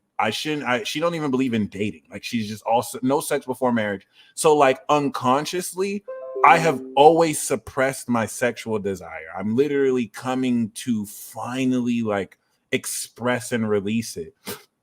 I'm sure I'm not the only one, right? But yeah, and that's why I'm talking about the friend sex talk, because I want to kind of trigger you guys, because it's not that you're devaluing sex to where you're having it with a friend. It's where you're upgrading friendship to where you don't just see these people as, oh, that's my platonic. Oh, that's my partner. Like, you have people like, oh, that's my soulmate. That's my twin flame. And you're really souls. Like, a lot of the social definitions are made up. Two souls do not think, oh, you're my friend. Oh, you're my wife. Like, those are social creations. You're still going to have desire for certain people. So it's like, that's why people ask, can men have women friends? And you have women who are like, oh yeah, I have male friends. They wouldn't have sex with me. And then those women call those men and they're like, hey, you want to have sex? And the men are like, yeah, instinctual beings. You feel me? You are literally asking your friend to assist you with alchemy. And when you see sex alchemically like that and sacred, honestly, if you don't trust your friend enough to do that, is that really your friend? Right? Or is that just someone who's platonic, who's there to just listen to you soundboard off, that you don't really kind of care about like that? There's nothing wrong with having friends that you don't get sexual with. Don't get it twisted. But the whole friends with benefits culture really just creates too much detachment to where you have two people just using each other for sex. When, you know, there are people who are for it, there are people who can't. There could also be suppression. Sex becoming more useful than desired, because it doesn't have to just be a tool, but when you step in it intentionally, you won't be a fool. All right. Versus if you're unintentionally having sex, that's foolish. So first we want to see Mars sextiling Saturn right now. Mars sextiling Saturn is cushioning it into gear. So if we just had the trine, it would connect. But because we have Saturn in between, this is literally like the system that is making sure this is organized quite perfectly. Okay. And it's making sure, shout out to Queen Isis, it's making sure that it's very, very powerfully through the metaphysical, connecting the synchronization and organizing it properly. Okay. And yeah, Aquariuses do like to be your friend first, for sure.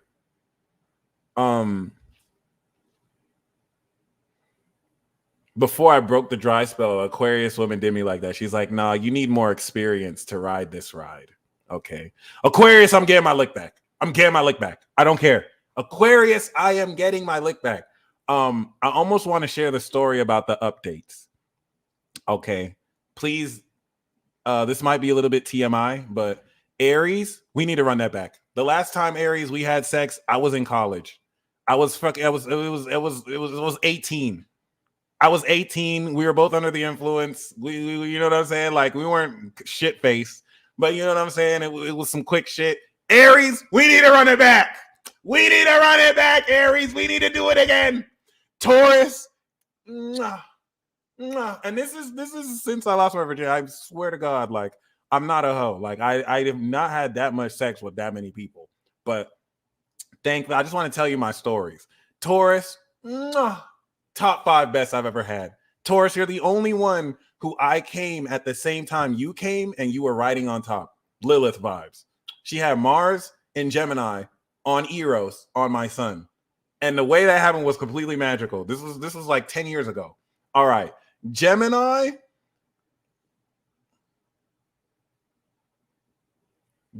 is, I don't know if it's a Gemini thing. Every time I've connected with Gemini, it's just energetic. It's just like I feel energy. It's noticeable. And I think it's because we're both twin. We have the twin flame connection.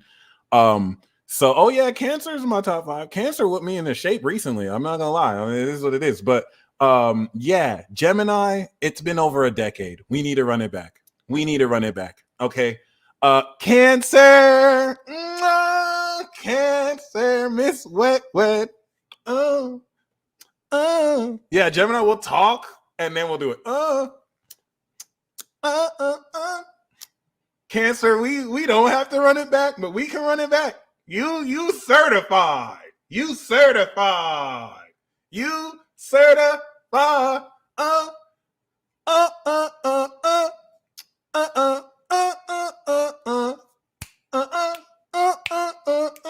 Cancer moon, Cancer sun, shit, even Cancer rising. You can get it. What's up? Yep. Leo, we need to run it back. I only got like a small taste of Leo. Amazing. We need to run it back though. This was before I was in shape. So Leo, I need the full Leo experience. So Leo, we need to run it back. We need to run it back. We need to run it back. Virgo, it's been over a decade. We need to run it back. We need to run it back. Virgo, you're sexy, fine, delectable ass. We need to run it back. Oh no. Oh no. Libra, it's only been one Libra over a decade ago. It was on her birthday. I gave her birthday sex and she liked it, but we need to run it back. It's been over a decade. It's been over a decade. We need to run it back. Libra, I'm a different man. You can get it. Scorpio. I have never had sex with a single Scorpio. And I feel like that has taught me so much. I feel like the universe is like, you're not ready to die yet. No, Michael, you're not ready to die. They will kill you. No, Michael. It blows my mind. I have never had sex with a Scorpio, and it just blew my mind. I know the day I do, I will not be the same person. Like, this shit got me anticipated. Like, if I should ever have sex with a Scorpio, I know that's gonna be the day for me. Like, oh shit, it's time. So Scorpio, just know.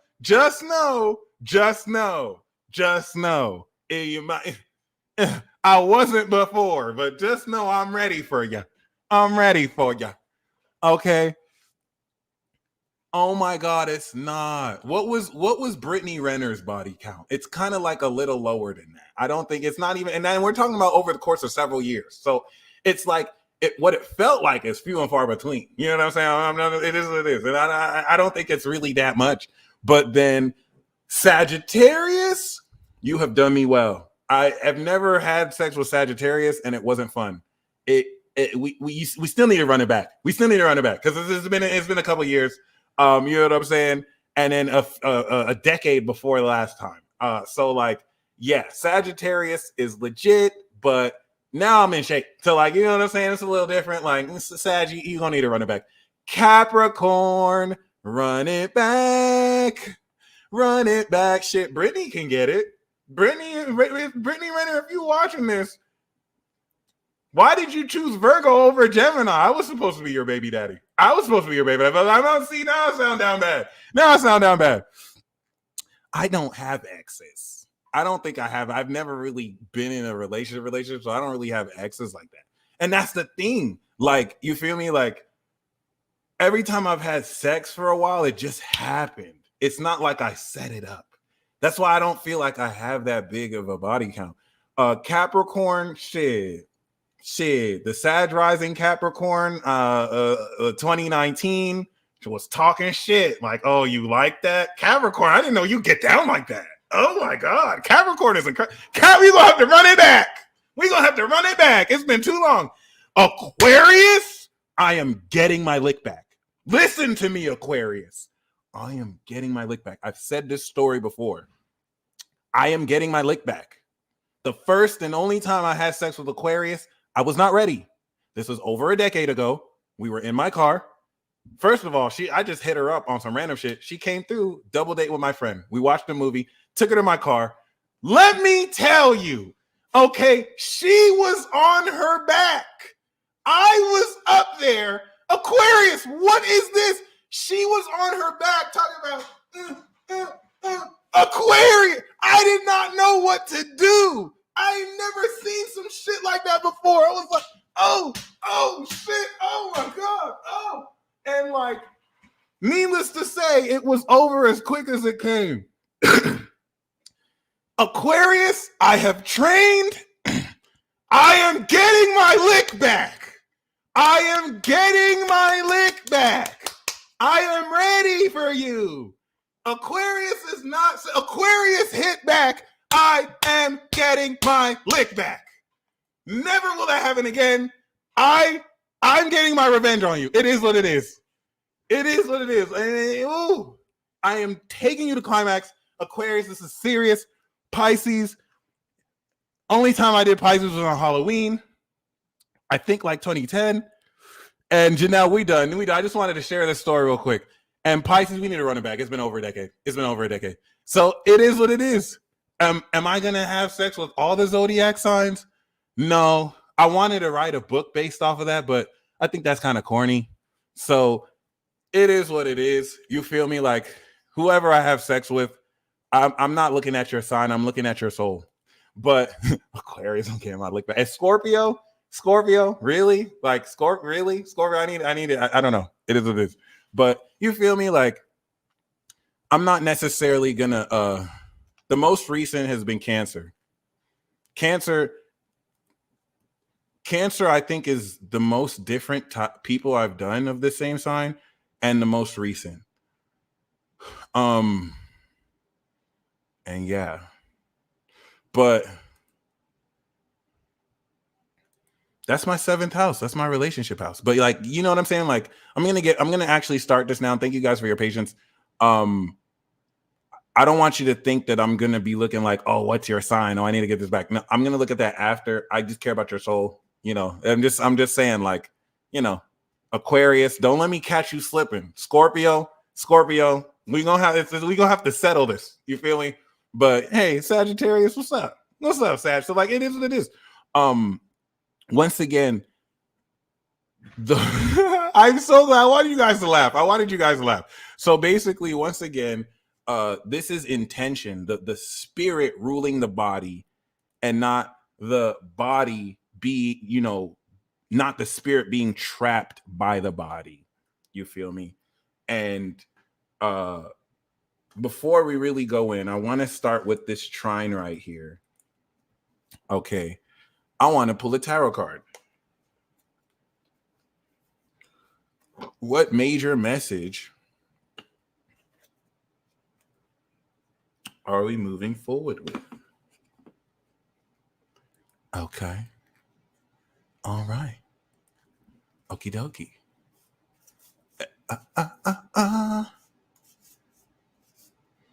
Oh, yeah. You guys are amazing. Thank you so much. All right. I just approach this so much more seriously. Like, when I have sex, I'm not just having sex. And that's just the message I want to kind of share. You feel me? Orgasm therapy. Orgasm therapy is a thing. You can literally channel orgasm into pain. I have done this and healed from the pain completely. All right. Maybe it doesn't happen immediately, just like, you know, you have to have several treatments, but it works fast. All right. So yeah, the earth herself is horny. That is facts. You can make love to the earth. She's not a human, so the energy is a lot more raw, but you can connect. You can connect to the masculine part of the sky. For those of you who want to do that, I look at the earth as mama earth, you know what I'm saying? Wifey type, probably the baddest chick in the solar system. People love Earth. She's beautiful. So yeah, Mama Gaia. We do have fertility. I can't make this up. For Venus, we pulled Venus. So we do also have this pregnant woman here, fertility. This is you intentionally activating your pituitary gland. All right. Oh my God. And this is putting you in a position to harvest your abundance. And what I'm picking up through channeling is a lot of you have this power that is untapped because you're not orgasming. You're not having that intentional activation. And that's why right now I want you to have the intention, whether it's having sex or not, set an intention. Your higher self can unfold this. And the thing is, what's for you is for you. You don't have to play twin games, fish games. I apologize on behalf of all Gemini men, ladies, for all the Geminis who've played twin games with you. When my Leo friend was talking about how she was crying because a Gemini man was talking about, oh, I'm committed, I'm not committed. I apologize on behalf of all my Pisces cousins and who've been playing fish games and Geminis who've been playing twin games. Okay. And it definitely will remind you that what's for you happens effortlessly and naturally. I hope that after this Mars in Capricorn, you stop entertaining people who draw your intrigue but do not respect you. You know what I'm saying? Like, I'm sorry, call me stubborn, but like I can never be treated like an option.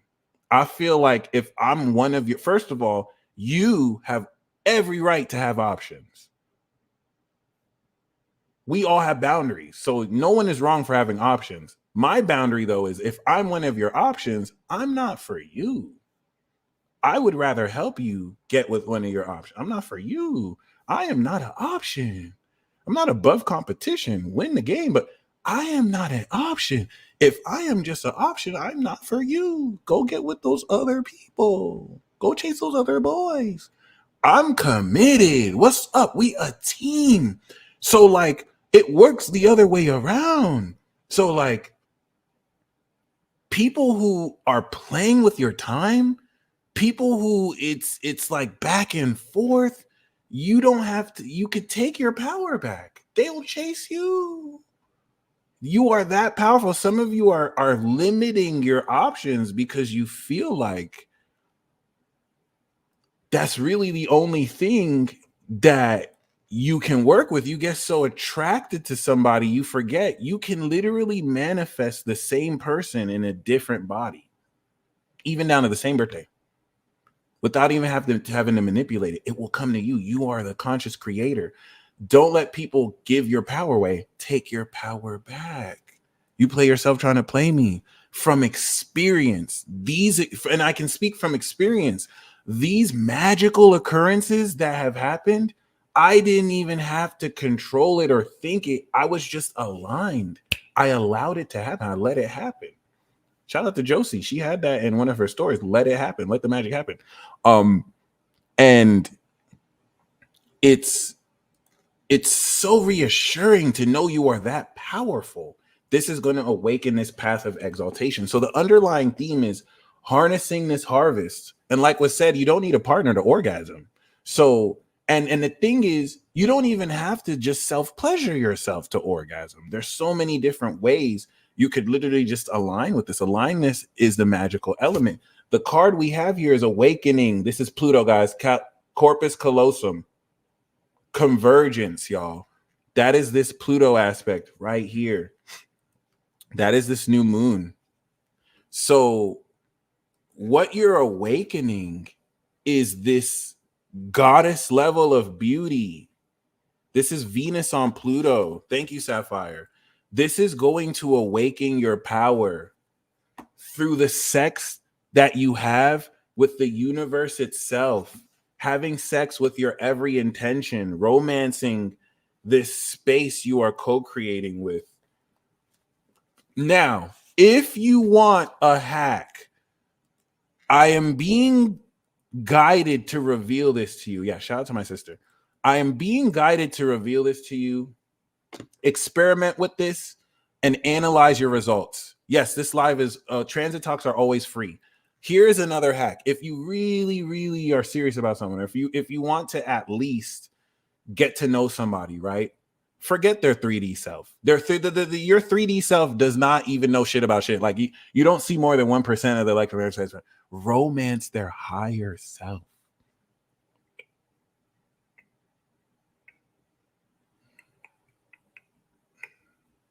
Some of you already do this. Talk to their higher self. Their higher self will spill the beans. Talk to their 5D. Hey, what's up with your 3D self? Oh, they're still going through trauma issues. Oh, they're still going through pride. The 5D self will literally respect that you went to them first. I promise you. Game over. Have sex astrally with their 5D self. Their 3D self will show up just like that. Just like that. And like, the 5D self will test you.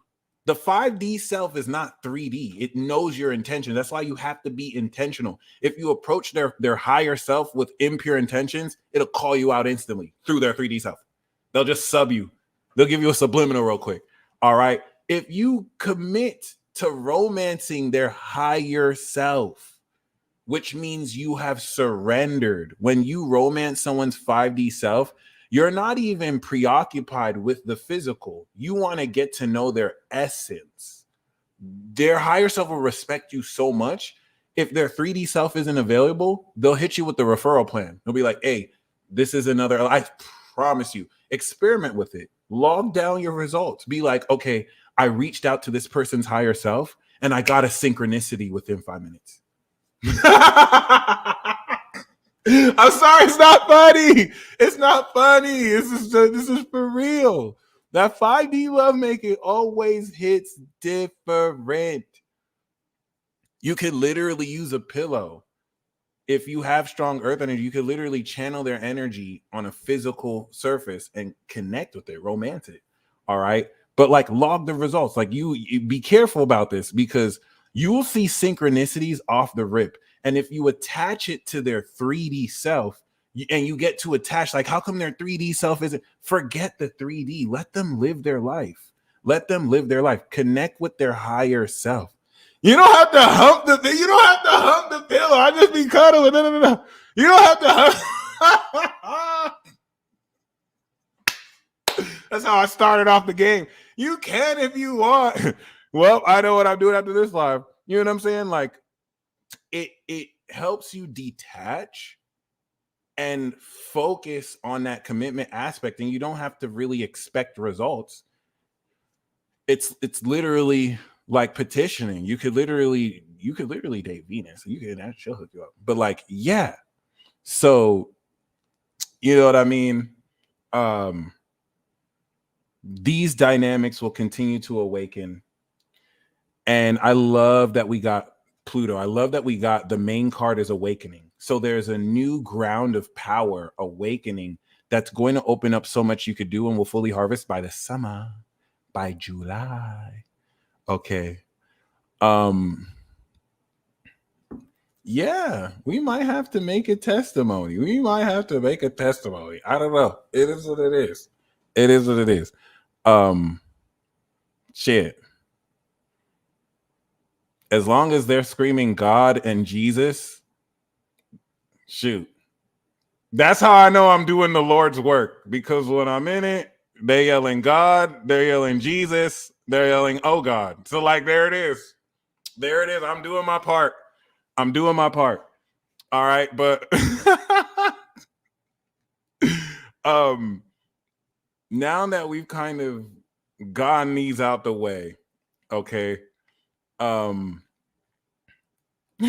I'm so glad I could talk to this about y'all. Like I you don't know how much it means that I could be open and talk. I don't really open up about this, so this is really fun. This is really fun. That's crazy. So yeah, I want to start with this trine. The new moon is going to enact this trine. You have to understand this. I want you to see how Mars is 5 degrees and Jupiter is 5 degrees. Okay.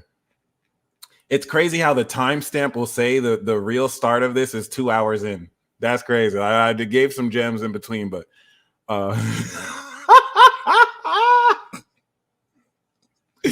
it's a core exercise. Okay, so saving one soul at a time. Amen. Amen. So basically, you feel me? I want you to look at this 240-degree angle from Jupiter to Mars that started in Aries. Okay, so the direction that you moved into has now grounded and you are physically harvesting this. This is so iconic.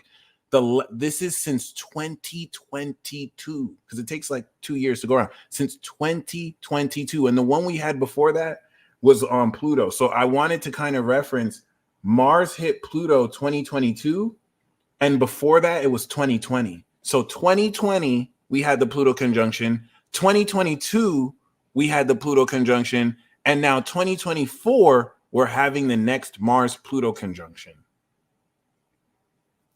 It's a wrap. It's a wrap. It's a wrap. It's probably going to be an Aquarius. It's a wrap. It's a wrap. It's a wrap. So I want you to see how this is a 240-degree angle relative to Jupiter that since 2020 is now starting its new cycle. So this is what you've been waiting for. I want you to know this is what you've been waiting for. The actions you are taking, awakening this path of exaltation to really take, like what Mars in Capricorn is preparing you to do is to take intentional action at your most powerful, greatest self. You've been working hard at this since 2008. And the working hard was purging your fear, failing miserably, hating facets of yourself, all that shadow work that so many people bypassed and just kept under or swept under the rug. You faced it. You faced all your shadows. You integrated your darkness. 2008 was a very, very, very up until now rigorous dark period. And you did not let that stop you from meeting every single facet of yourself with the objectivity of your integrity. And it's time to reward yourself with this harvest. So Mars in Scorpio was the 180-degree. Mars in Sagittarius was the 210-degree. And now we're going from 240 to 270 degrees. By the time we get to 270 degrees and Mars is in Aquarius, okay, we are going to complete this harvest. Once that harvest is completed, your top G, top God, top goddess, you are literally operating in your higher self zone, the collective facet of you, connected holistically with every organism and everything. Your actions are debunking the doubts of others without you having to say a word. You are intentional. It's like instead of saying everything, and I'm telling this to myself more than you, instead of saying everything, you are thinking and acting out what it is you're saying, even if it doesn't translate. Okay. So with that being said,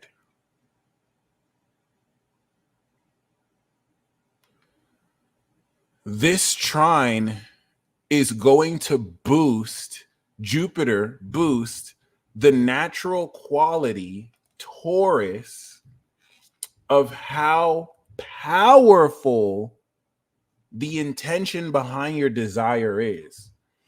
If it was just Mars in Capricorn, right? And I love this because when people would say that they had sex in the Bible, it wouldn't say that King David had sex with her. It will say King David knew her. So I love that comment. To know you is to love you. Aquarius knowledge, Leo love. Boom, opposition. So it's like, if it was just Mars in Capricorn, it's like you'd be taking action to build a new business. But Jupiter trining is you're taking action to build a new business, and Jupiter has fronted you $50,000. So now you actually have capital you're working with, which enriches how much more you can do. This is what makes this a very fun aspect. It's like, okay, I can, and since this is a Sagittarius aspect, the Mars trine is a Sagittarius aspect. There's a Leo trine and the Sagittarius trine, the 150 degrees and the 240 degrees. Once I got the math on point, it's over. It's over. Don't let me pull up your progress chart before we even do it. Like that's the level I'm on right now. Like I'm not even finna just have sex with you. We have to pull up your progress chart. We have to pull up your natal chart. We have to see if there's a Pluto aspect. Like, oh shit, like we have to do the weather before we have sex. We're not just gonna have sex. We have to see the condition. We got to look at the composite chart. Okay, like it's come to a point where the moon was in my 5th house of sex and shit just happened. Like it's orchestrated. I believe this shit is orchestrated. Like I don't just have sex anymore. Like it's crazy. This shit is different. Do you have to do all that? No, but I mean, some of you can see it without having to read it, but like still, it's good to know. And if you actually journal this shit, you'll read back mind blown. Okay, do it in your own way. You will know your own way to do it. And you know what I mean? Like it's so real. It's so real, especially adding that function of intention. So this is the new moon. Okay. Stepping and activating this trine. So the next stage is for Mars to finish up the first decan. The moon will go through Aquarius. The moon will go through Pisces. That's 3rd stage activation. And by the time we're integrating, boom, 2nd decan. Okay. So if we go by the lunar cycle, okay, the activation of the new moon is going to kick in this Mars transit. You're going to start to feel the strength. You're going to start to attract at a so much stronger level your undivided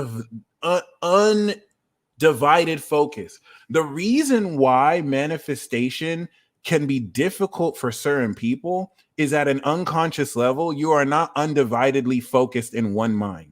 If there's anything that you put 100% focus and mind towards the action, it happens instantly. So the reason why there could be a time lag or delay between what you intend and what happens is because you are not 100% like focused on, and I don't mean like focus, like you are not 100% sure and decided on it. Hockey is the equivalent of making a decision you will not back down on, no matter if you feel you can do it or not. It's the strength of one's will, your life force. So get this, relative to, of course, the quality of what it is you're intentionally stepping towards, the activation of the new moon in Aquarius, moon in Pisces,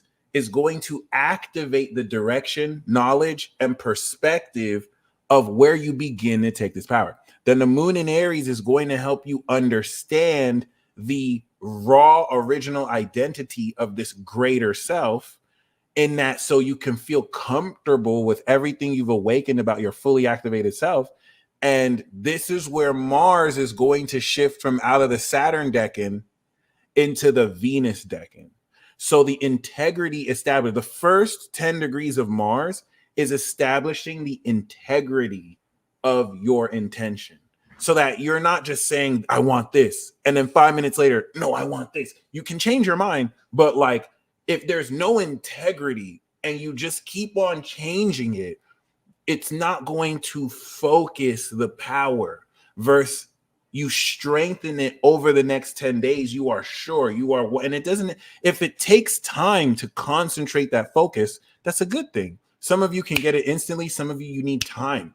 So you are building this. And once we step into the 2nd decan, Venus is now polishing it. It's going to make it pop. It's going to smoothen it. It's going to begin to attract. It's going to begin to attract. What are you doing? Oh my goodness. It's going to begin to attract very heavily. And this integration leading into the full moon is where things are going to pick up quite heavily. Okay. So I want you to see how the moon is past the nodes, right? And as the moon gets ready to go through Jupiter, what we're going to see is Mercury join the party. So we want to talk about this real quick. The moon trine Mars and Mercury trine Jupiter at this point, as by the time we get into the integration, you are in your full power, moving this initial direction, and you're going to start to feel it strengthen. Literally, like the moon in Taurus, you're going to physically start to feel it strengthen. Oh, yeah. ASMR voice. And Mercury is now going to wrap the reevaluation of your processing, seeing a different perspective about new power you've awakened.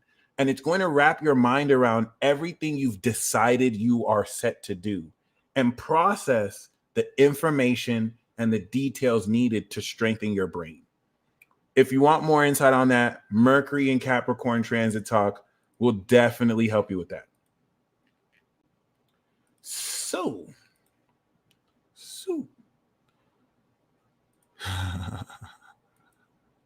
So this is where, by the time the moon is in Taurus, guess where the sun is? On Pluto. So January 19th to 24th is what's going to bring in Venus in Capricorn. And this moon in Taurus is going to be a major checkpoint of integration to fully ground this desire and to feel the practical, solid nature of how to bring this to reality through Virgo. We touch down in Taurus and then we harvest it through Virgo. So putting that out there, this is the convergence card, okay, that we pulled. This is that Pluto card. Nice. And this is going to be the first stage of major awakening, because once again, this is the last Sun Pluto that we will ever experience in 248 years. This is your final awakening. This is sowing the seeds that will harvest Leo season. Okay, Cancer, Leo season. All right.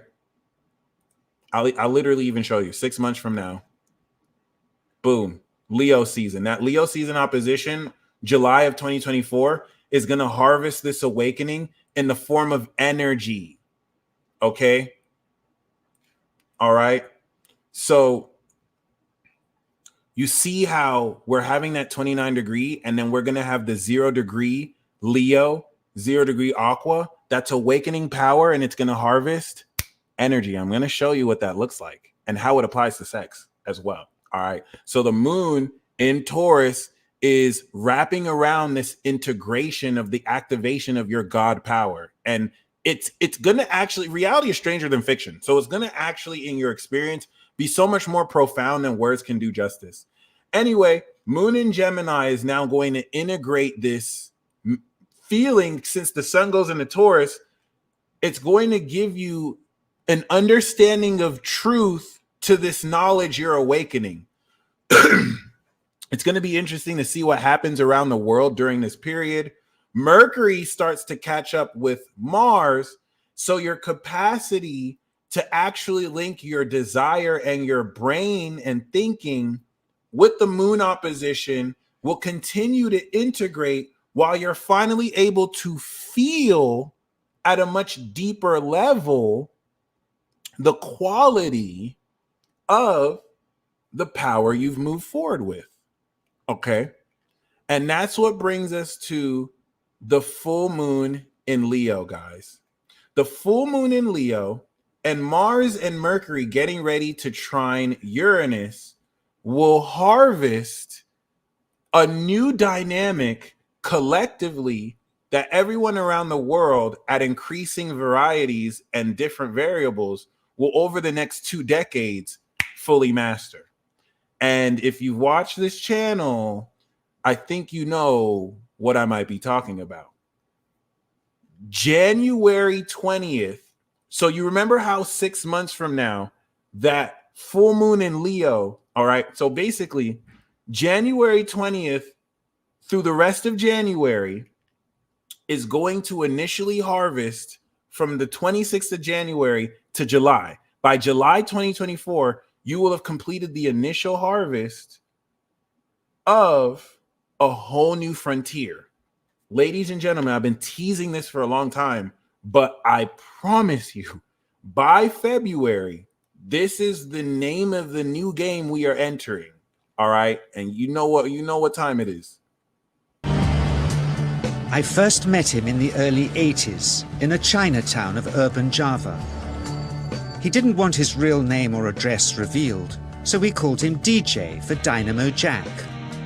He was only a healer, he said, but he did direct a powerful energy generated from his own body into his patients. Sometimes he used the needles, sometimes just his hands. He called the energy Qi, and it was so strong that he usually needed a grounder to hold his patients' feet. For years, we followed him around Java on his healing rounds, pleading to be allowed to film him, but he always refused, saying his powers resulted from a type of meditation with an ancient tradition of secrecy. It was only when my brother Lorne was suffering from a serious eye infection that he finally allowed us to film him in 1987. It was nothing like any acupuncture I'd ever had. I was getting really powerful electric shocks and couldn't control my movements at all. Yin yang, positive and negative, you know. And my positive from here and my negative from here. And we meet together, this can get like electricity. And is this because you're special? You have a special sort of It's meditation every day. It's meditation that does it. Meditation every day. Like you can touch me, like this. It's nothing, okay? It's my burn. It's just like this. For our sound recordist, it was also a shocker.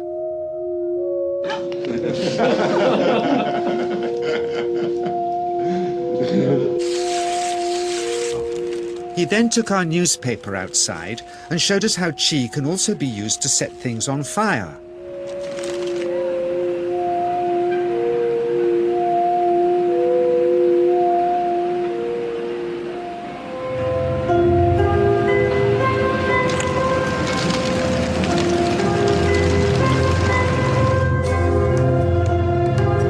When he heard we'd shown this footage in public, he was very upset and refused all our future efforts to contact him again. As the years passed, we sadly resigned ourselves to never seeing him again. My brother Lorne never did, for by 1997 he was already dead, when I again found myself with DJ, now treating me for an eye problem. But it wasn't this that brought me back. He had tracked me down out of the blue and invited me to tell me a story. He had just returned from 2 years on a deep meditational journey, alone in the heart of Borneo. Amongst his revelations, he had seen, he said, how history was moving on into great change, and the old wisdom was vanishing. So he'd called me back to film just enough of him to remind us that we all have undreamed of powers sleeping within us, and that there's nothing special about him except for his training in waking them. Grounding this patient, my cameraman Joe is having to use all his weight to keep contact. She is pushing him away. He seems able to control the amplitude of this Qi, like a dimmer switch, and it causes uncontrollable responses in the patients and their grounders. I can barely keep my hand on you. It wants to fly off. The electricity so strong. This mother unwittingly grounds her child. He won't sit still, so she's asked to hold him and grin and bear it. Sometimes signs of this passing energy can be seen in the transmitter too. This chi stuff is only the surface, he says, of the real adventure beneath, in the meditational technique.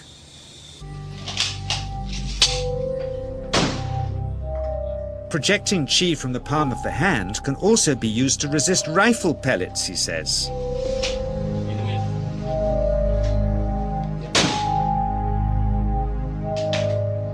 First, you learn to distinguish between yin and yang chi in your body. Then how to pool it in your navel chakra.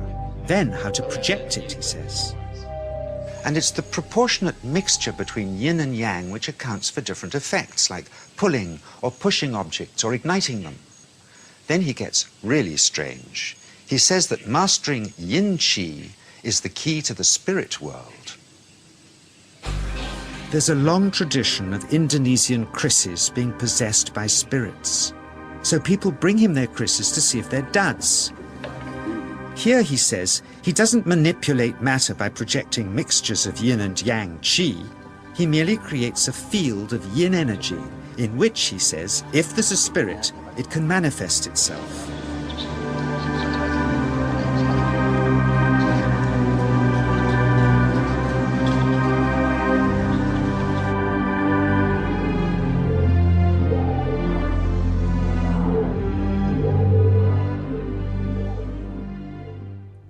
So I invited a small group of scientists back from the United States with measuring equipment to test if DJ was for real. And if so, where might this energy belong on the electromagnetic spectrum? Catherine Cook, CEO of the Mind Science Foundation in Texas. Dr. Roger Nilsson, a Swedish medic and international racing sailor. Dr. Greg Simpson, a physicist from New York's Albert Einstein University, and Andreas Polak, one of DJ's Australian students. The visitors are confident they'll uncover him as a fraud in no time. Greg is the first guinea pig, and he's uncomfortable about showing that he can feel anything at all. Dr. Roger doesn't know what to expect.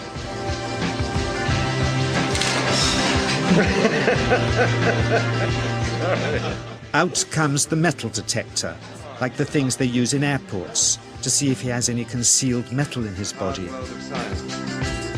Then the voltmeter, to try and measure the chi. But how to get it to work? Where's the ground? What settings? DJ suggests that as his negative is his perineum, and his positive is his navel chakra, perhaps that's where the electrode should be attached. He doesn't stand on his dignity. He's eager to help, but still no readings. They're getting shocks off his arm, and now they're on the right settings, but the needle still isn't moving. DJ says it isn't electricity, it's chi. It's 1, 2, up, I feel it in my whole body. I feel it at 3, 0.3, I feel it in my legs. Shit. But suspecting there's some tricky setup on his premises they can't find, they insist we all go to a randomly chosen hotel room several miles away to see if he can light a light bulb with his fingers. It doesn't ground on the wall. So Greg holds and grounds one wire, while DJ pumps chi through the other. The bulbs are LEDs, light-emitting diodes, which ignite in different colors according to the intensity of current. Yes. On, off, on. Brilliant. Oh, you're blinking. Things were going well. DJ was enjoying it too, until he invited us all out to lunch at his local, where he tried to push a chopstick through the table. He couldn't get it through the Formica surface, so he came up through an inch of wood from underneath.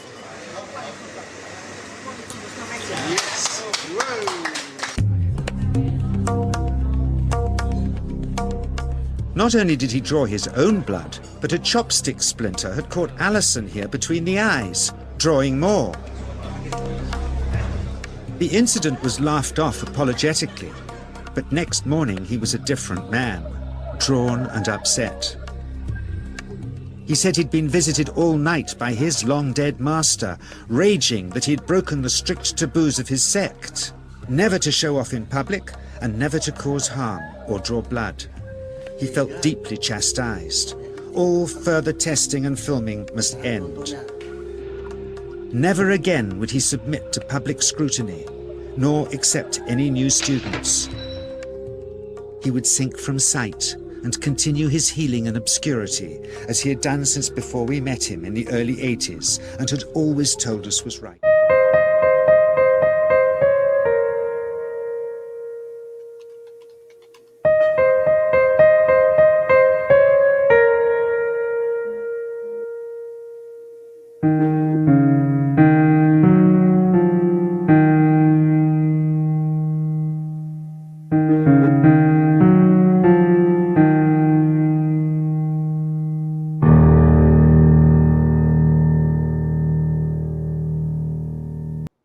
Oh yeah, guys, let's get it.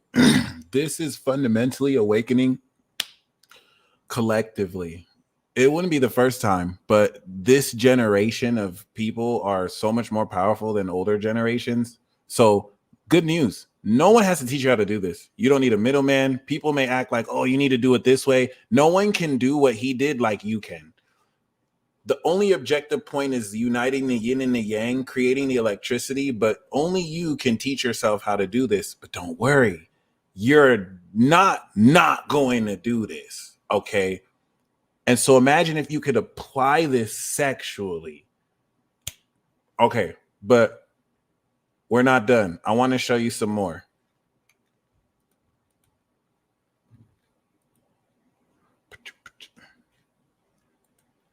Oh, I don't know if you could read this. Let me see if I can Oh, my bad, guys. I wish you could read that. I do have that unarchived. So if you want to check it out on my Instagram, but basically what he's saying is Nen is a psychic ability, a supernatural power of will.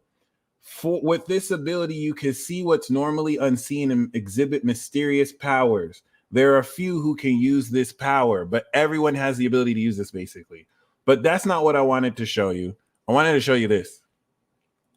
There you go. So check this out. Okay. That was a 75 hard. I'm telling you, my body coming back. My body coming back. It is this. But check this out. Check this out. One performs ninjutsu by manipulating chakra created from mixing one's mental and physical energies. That is the yin and the yang. Chakras are, to put it simply, the energies that a shinobi requires in order to perform ninjutsu, basically. These energies are, 1, those of the body drawn from each and every one of the approximately 13 trillion cells that are believed to make up the human body. 2, those of the mental and spiritual energy acquired over the course of much training and experience. Together, those two forms of energy are what make up the chakras. Hold up. Okay. In effect, all the arts and techniques of the shinobi are born of a combination of those two energies, brought forth from the body and spirit, in what is called manipulating the chakras, and focused in the mystic process known as weaving the signs. But I just really want you to look at the body mind. He's connecting the yin and the yang. Okay. This goes more into the energy direction, and this goes more into like how you divvy up the stamina and whatnot. And you could check that out on my Instagram if you want to. But I did want you to also look at this. Now pay attention. It takes mental energy to generate and manipulate chakra. So if you get all stressed out or distracted, you can't do it. Take it easy, relax, and focus. And yeah, beautiful. I just wanted to share that. And here's the thing. When you look at all of these, whether through movies, anime, or whatnot, it's something that everybody can do, but only few people actually do it. Even John Chang was out in the mountains for months. He didn't use his powers to make money, and he had a wife and 2 children, and he was still dedicated in the mountains doing this. You feel me? So like all he said is he's not special. Everyone can do this. All he did was meditate every day, because you're effectively creating those channels through opening those micropiles. But if you watch Hunter x Hunter, there's a dirty method, force. Well, collectively, that method is happening to everyone, whether you want it to or not. And this is what's going to open the path for you to go on this journey and awaken this path of exaltation as you are meant to. Okay. And this is where now the ability to harness this electricity through your natural energy can and will be applied during sex. This one thing is what's going to make sex different from you, because now your energy will have alchemic reactions with who you are. This is why some of you may not be able to have sex with low vibrational people. They could die. They can get shocked. And since so much of this is unconscious, it's not going to be until it combusts that you'll be like, oh shit, versus just maintaining integrity. Then you wouldn't even have to worry about that. Okay. Just something to keep in mind. And you'll know because it won't feel right. You'll know you shouldn't because it won't feel right. And you'll know you should because it will feel perfect, just right. Okay. Aligned. And yeah, as Mercury and Mars slowly but surely post full moon begin to harvest the transit, they're going to trine Uranus direct. And as Uranus now makes the 240-degree angle, or Mercury and Mars, everything that was now evolved and strengthened is going to innovate exponentially. This is where now you've gotten a steady flow. And as we move into the 3rd decade of Mercury, this is going to quickly process your brain on how to master the specifics. We polished it. Now we're writing the details on the product. Okay. And this is what's going to quite literally hyper accelerate the progress of this dynamic, leading into, of course, not only the end of this Mars transit, but coming into the moon revisiting it. So right now, tomorrow, oh, I didn't even show you guys this, my bad. Tomorrow, the moon is going to enter Capricorn.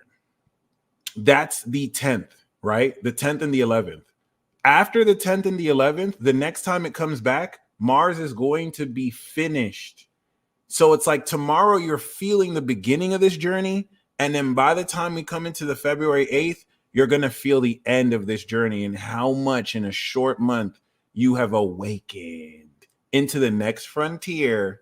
Zap, zap, zap, zap, zap, zap, zap. I'm gonna be honest with you. By the time I'm channeling electricity, I am beating your sex toy. Now, if I can channel electricity during sex, it's a wrap. Fellas, once we have him doing that, it's over. You gonna throw away your rose right now? Hold on, let me channel my two. Oh, what up? It's over. That's how we coming all 2024. That's how we doing it. Moving forward. That's it. Orgasm without even a touch. That's it.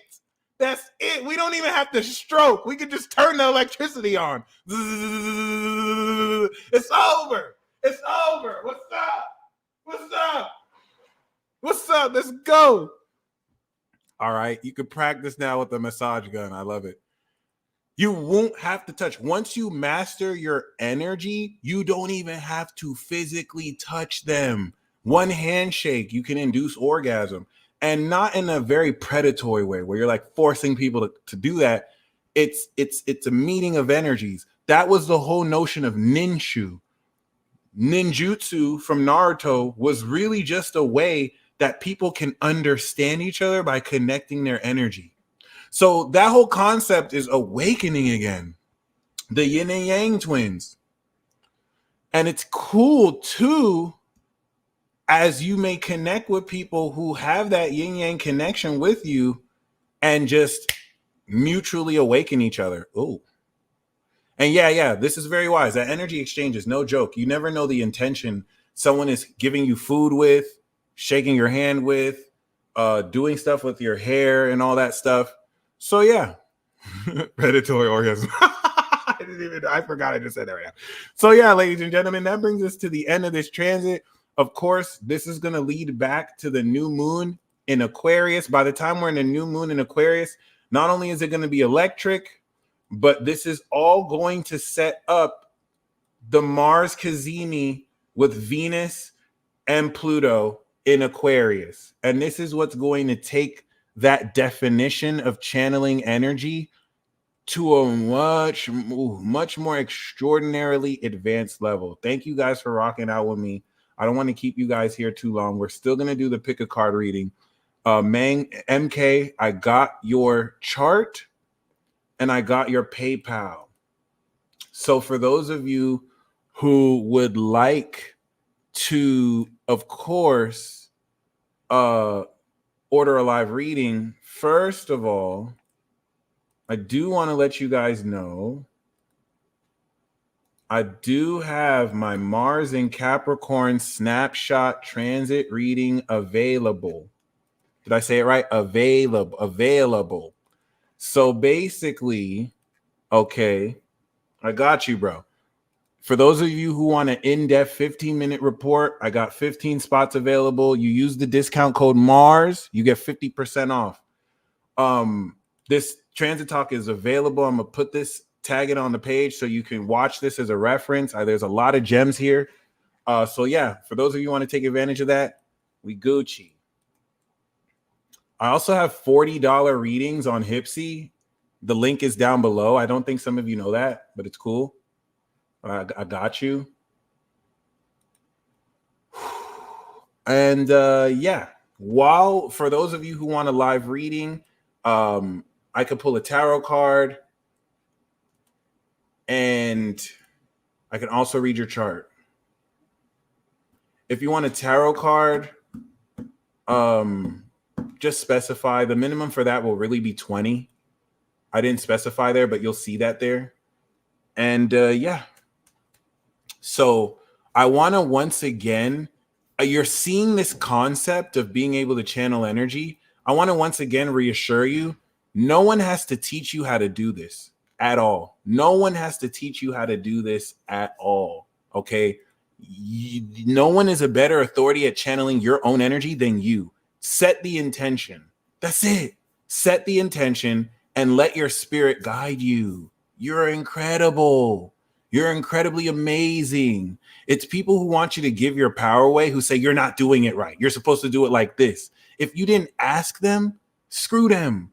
Don't let anybody tell you how to do you, because you might have your own unique way of doing it that won't make sense to anyone else. So because you're incorporating a non-tangible element into the tangible, just give yourself some room to improve. By July, you're in the new frontier. We're stepping into it. Okay. We're going to do 4 piles. So this is more so, what intention are you awakening with this Mars transit? And on top of that, what is going to be the nature of your sex life? So we'll do both of those. The underlying theme we have here is justice, guys, especially for those of you who feel like your time has been wasted. Those of you who felt like you've had to, be the bigger person just for people to act immaturely through you and not really give you your respect or karma. Justice is you coming into this balance, coming into this victory that enables you very powerfully to realistically connect with situations and people that exalt your integrity, that show you, okay, message coming through strong. Personally, you've seen a lot of people cut corners. You've seen people kind of screw this person to get ahead, do this to get ahead. You were approached with the ability to do this. You chose not to cut corners. I'm not saying you didn't hack stuff and innovate. Nothing wrong with that, but you chose to do things the right way. If you were doing things wrong like everyone else, you could have been reached success. And because you chose to do that, this is going to secure success no one can take away from you, which is very important. Very, very important. Okay. So all right, we have Pau uno, dos, tres, and cuatro. Okay. So with that being said, if you picked Pau 1, what is your sex life going to be like moving forward? Or what is the intention you are awakening? Okay. Oh, are you a porn star? I'm just joking. You might as well be. This is, oh my God. Oh my God. Pile number 1. I see you. Pile number 1. This is an intention awakening that opens up hope in the impossible. Your sex life is going to be supernatural. That too, like crazy. See, this is Aquarius, by the way. And I'm getting my lick back, Aquarius. Crazy synchronicities, powerful spiritual activation of your literal life force and spirit. And this path of exaltation is going to set you up to be an inspirational superstar. I don't care if only like 10 people know you. To those 10 people, you're going to be the most important star of their lives. All right, so this is beautiful. I love how Sagittarius is keep the callbacks. Yep, I love that. So yeah. Now this is also talking about the 5D higher self. Some of you, the higher self is going to compete with their 3D self. If you pick Pau 1, you're going to be engaging with people's higher self. They're going to be engaging with you. Like the 3D self is going to be like, you're not ready for this person, and just possess their 3D self. And like their higher self wants you. It's like, no. Forget my 3D self. You mine. So I don't know what you did, but it worked. It's working. Okay. But Pau 1, so much inspiration. KC, if you want a live reading, just click the description link below and you will see the instructions. If you want a reading, you can see the prices on my website, and the half off discount code is Mars for the transit talk. All right. But Pau 1, so much inspiration, literal superstardom. You may connect with someone famous, or I think this is you becoming somewhat famous yourself. All right. Astral. This is out of this world. This is awakening the path that is out of this world. It's beyond what you think is possible. Hence your dreams coming true. I love it. Oh, by the way, these are applying now. Your decision to pick this pile is manifesting this now, and it's going to climax by the end of the transit. Okay, so pile 2. What is your sex life going to be like? In fact, what intention are you awakening? Ooh, do we got the heavy hitters out the wet? Oh, Pile 2, you're the one, and you are attracting the one. So Pile 2, your sex life is connecting with a partner who gets you. They speak your language. Doesn't even have to be a partner. You're this person. You're this person. You're this person. Whereas Pile 1 is tapping into supernatural spiritual gifts. Pile 2, these are your innate skills and abilities. Plus, Pile 2, you're very skilled. Why am I laughing like this? You're very skilled, Pile 2. If you know what I mean, you know what I'm saying? You know what, Pile 2, anyone has around with you, they not leaving the same. Pile 1, they leaving inspired. Pile 2, they're like, whoo, you know what you're doing. Like, yeah, let's go, Pile 2. What's up? But this is also awakening the full realization of your true self. And this is most definitely going to activate your unique innate ability. So if you've ever seen Jujutsu Kaisen, Pile 1 is more awakening the energy. Pile 2 is your own innate technique that only you can do. Okay, very powerful, very beautiful. I love this. I love this. So we had Aquarius and Mercury right off the bat. AKA Gemini or Virgo. Beautiful. I think Magician is more Gemini, but Herman is more Virgo. But yes.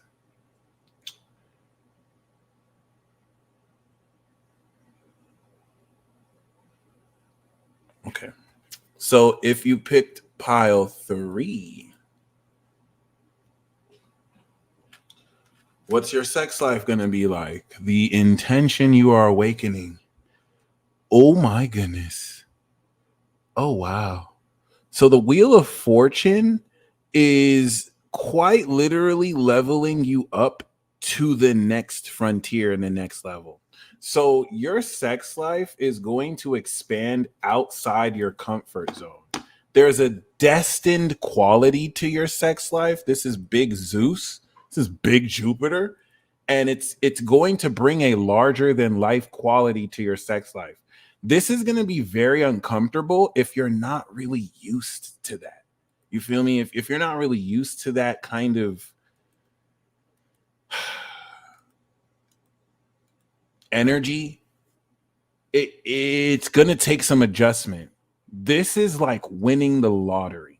Pile 1 is a superstar. Pile 2 got the magic. And pile 3, you are aligning with destiny. You're at the right place at the right time. If you pick pile 3, sex with you is super fated. Like every time you've had sex, it's put you in a position to connect at just the right time, and you're leveling up that person and they're leveling you up. So the intention you're awakening is to literally evolve, but it is so much more aligned with living your true purpose and coming into the synchronicity. I don't want to say control, but alignment.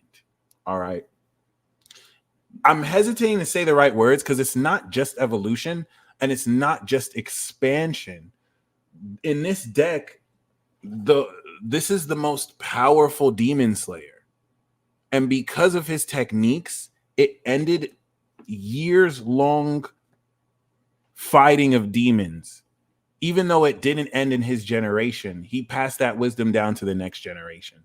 So, you know, that'd be crazy. I was expecting to see the Lovers. We didn't see the Lovers card. All right. So pile 4. What is your sex life like? And what intention are you awakening? Oh my God! Oh my God! No! No! No! No! No! No! Devin, what are you doing? Devin, how did you know? This is crazy. Hey, yo! Yo! First of all, these two are twin brothers. So if you picked pile 3, it's connected to pile 4. And if you pick pile 4, it's connected to 3. These are twin brothers.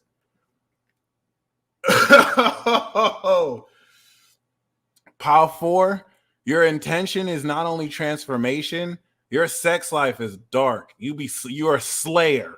You're a slayer. You're a slaughterer.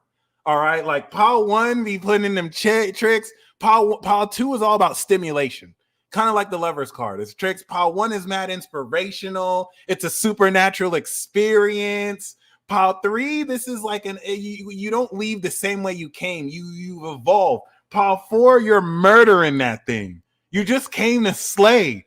By when they're done with you, they're dead. Just like yo,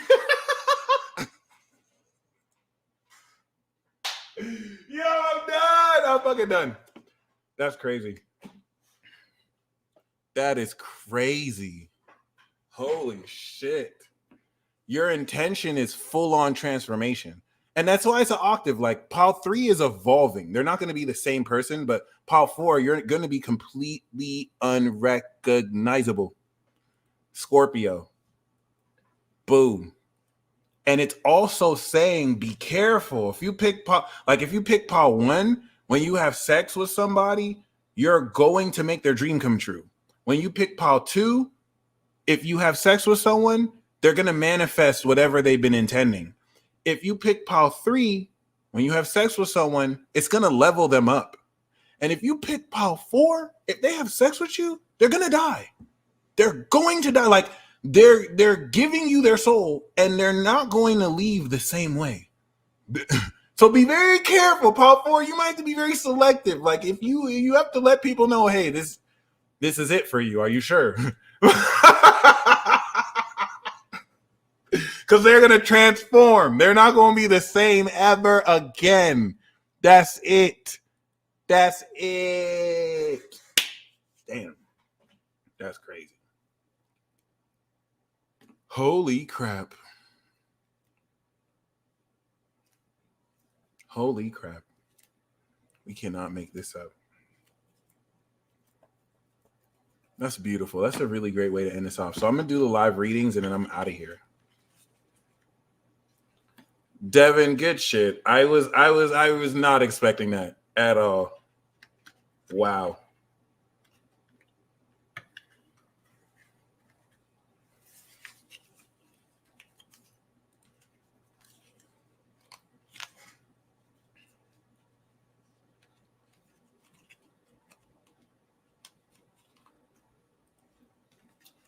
You see me peeking? I was trying to do that. Yup, I love that. Y'all be peeping.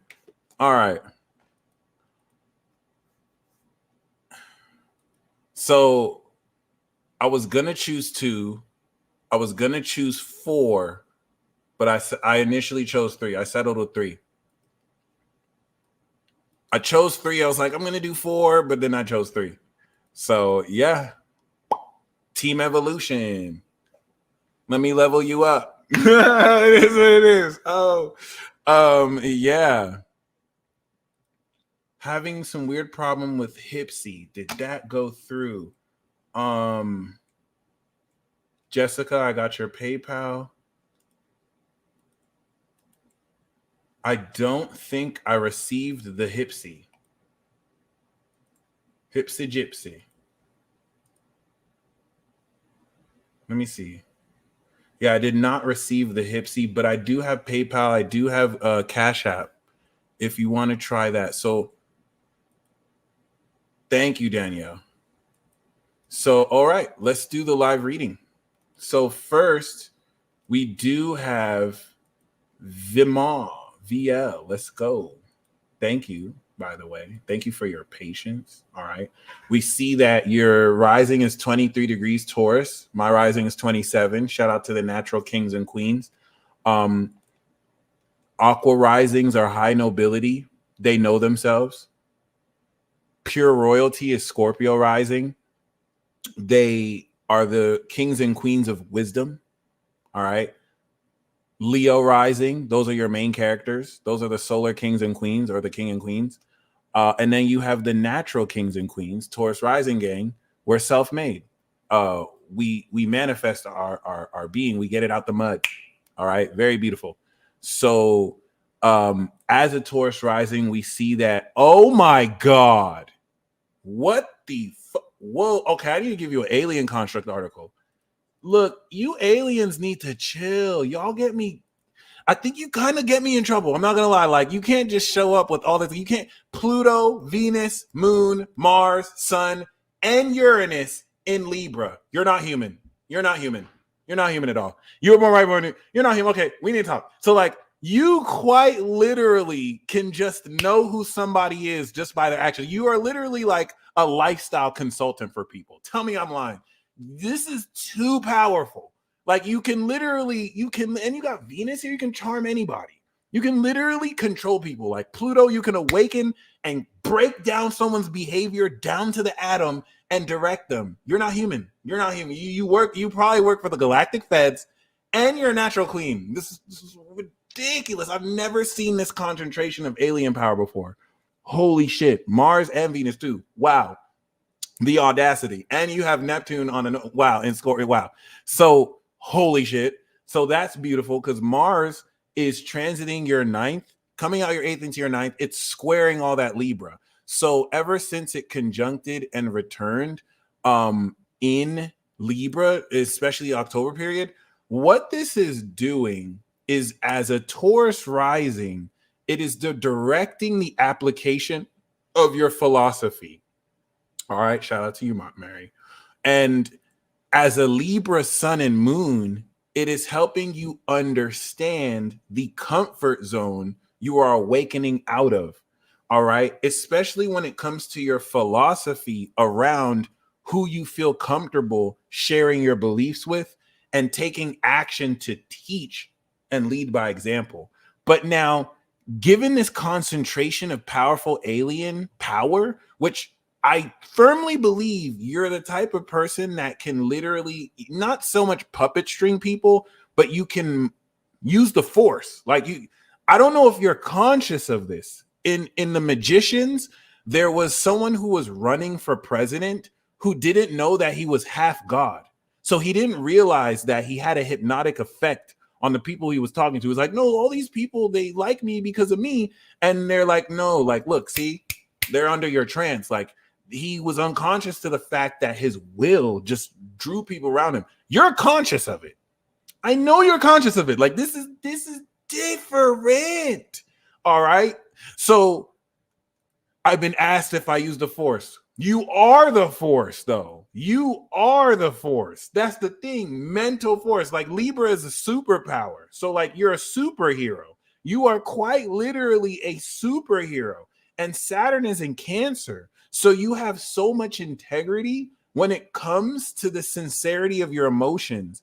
If you are an evil villain, you can emotionally manipulate people so easy, but you don't. And so this opposition to Capricorn from that Saturn, while your Saturn is trining in Pisces, is engineering and imagineering the end of this Pluto square, which is squaring your Uranus, and it is having you finally overcome any inhibition that comes with applying your behavior to your philosophy and being able to, thank you, Zen. It's the greatest honor. It's so fun. It's so fun. It's literally enabling you to apply this integration of how you serve and balance. You literally balance people's lifestyles for other people. And that's why I appreciate you, because we're both Taurus rising. I have nothing in Libra. You seem to have nothing in Gemini. My sun is in Gemini. So as a Taurus rising, I manifest the truth. I talk to people one-on-one. As a Taurus rising with the Libra energy, you're social with it. You're able to integrate and create routines and analyze behavior and transform people's behavior. So this is, you bring balance to people's lifestyles and minds. And this is where Capricorn is going to have you take this redefinition of your behavior relative to these awakenings. And all through this transit, you're getting ready to build a new philosophical structure with which now you can teach people the way you live, because it's real. It's no longer just like a mental concept. Your social actions with people have begun to now integrate a greater comfort zone out of what you've outgrown and what you've been used to doing. So Vmar, please let me know if you ever want a reading. I will give you a half-off discount code. I would love to have a consultation with you or a report. I really want to go into that. It's beautiful. Saturn is also going to transit your Jupiter, which is going to stabilize the abundance you gain through utilizing your imagination to create literal magic. So, so beautiful, so beautiful. Your chart is what I like to call peak astrology. You got one of them ones, like, I'm mind blown. I just seen a chart like this. And I get a little angry because it's like, give me a warning. Give me a warning before you guys just show me your chart and you got all that super alien. Like, warn me a little bit, because I'm gonna be looking for galactic feds. Like, did you read an alien on your live tonight? Look, I didn't know. I'm sorry. Oh, all right, my bad. So, so MK. All right, let's go. So we see that. Oh, okay. You just decided to be super Pisces this lifetime. You got the ninth house Pisces suns, to me, are some of the most magical people ever, especially with Saturn and Sag. So you have integrity in your vision. This is important because Pisces energy is not stable. So it's your imagination. Saturn holds you accountable to align your imagination with your vision. Instant manifestation, instant creation. Sagittarius is God level. It's not manifestation, it's creation. But your North Node is in Taurus of manifestation. You recently went through a nodal return. So a lot of this is a Cancer rising. One is going to have you harvest the expression of your desire towards other people. This is the final awakening in your 7th house relative to how incredibly you form partnerships with others, but really take 6 months of development since July of 2023 and express it with integrity, integrating this behavioral pattern activation towards other people and integration. Okay, you're integrating the patterns you have mastered now towards other people over the next 6 months. As a Pisces sun, this expression towards other people is teaching you who in your social circle of friends or your community you can partner with and move forward with. So great, and it's beautiful. You're 0 degrees Pisces sun. So you're coming into all these new cycles. Saturn is next to your energy, and it's putting you in a position near the MC to come into so much success. I love that 29-degree Jupiter Aquarius. Your chart is legit. You got a nice chart too. So Mars at this point is getting ready to conjunct your 5-degree Neptune. And where does that trine? 5 degrees transit Jupiter. So right now, this is going to induce a deeper, intuitive, supernatural quality of, this is facts, your imagination linking with acting off of unseen principles. So Neptune's connection to Mars is acting intuitively, and you don't see why you're acting until you take the action. It's like, oh, my timing, Capricorn, on point.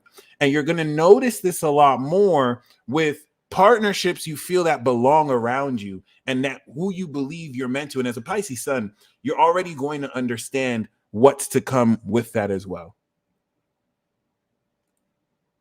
See, no coincidences. So because you ordered this live reading, we just created a synchronicity for stretchy recoil. Okay. And that's what I love about Pisces. Y'all synchronicities are at the highest level. Like, that don't even make sense. This is why I say Pisces don't even make sense, but it's still magical as fuck. It doesn't have to make sense. It's beyond our physical understanding. We also want to respect that the North Node is on its way to your MC. So this is setting you up for a huge milestone victory that's going to enable you to experience the dreams that you've been dreaming since 2012. There's nothing you can do. Since you had your nodal return, there's nothing you can do to stop this. So there's nothing you can do to stop it, because the North Node in Aries is going to move you in that direction. So just know you're getting prepared for that. And the next 3 months is who you're deciding to move forward with. So that new moon is going to start a new cycle of partnerships, and this can bring a new friend that becomes a partner or a partner that becomes a friend. All right. And if this doesn't include other people, this is really just going to be your conscientiousness of how you interpersonally react in integrity with other people. Beautiful. All right. So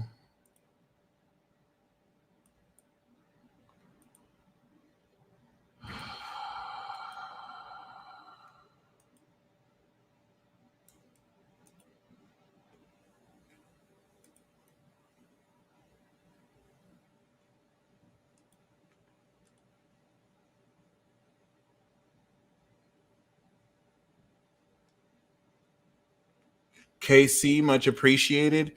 KC, I did not get your payment. Oh, Sapphire, welcome to the gang. Thank you for joining us. I missed this. Thank you for becoming a YouTube member. KC, I did. Oh, MK, such an honor. As a divine being, as an ascended divine being. KC, I did not get your payment, but it's no problem. I'll still do a reading for you. I see you're born in 77, which is Saturn Leo.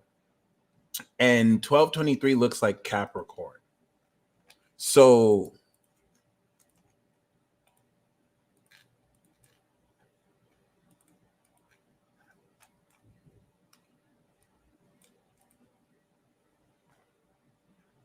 yep, Oh, 1 degree cap. So wait, is that right? Yeah, that's right. That's right. Yo, Saturn, you're Saturn Virgo. So your Saturn Virgo retrograded back into Leo, 0 degrees. That's powerful. Your sun is exactly trine Saturn.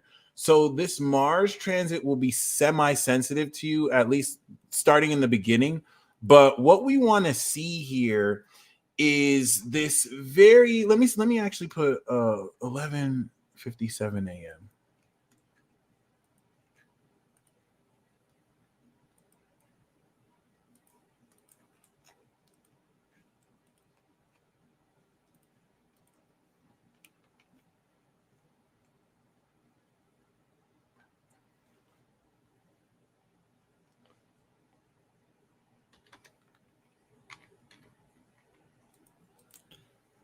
Oh, no, no, no, no, no, no, no.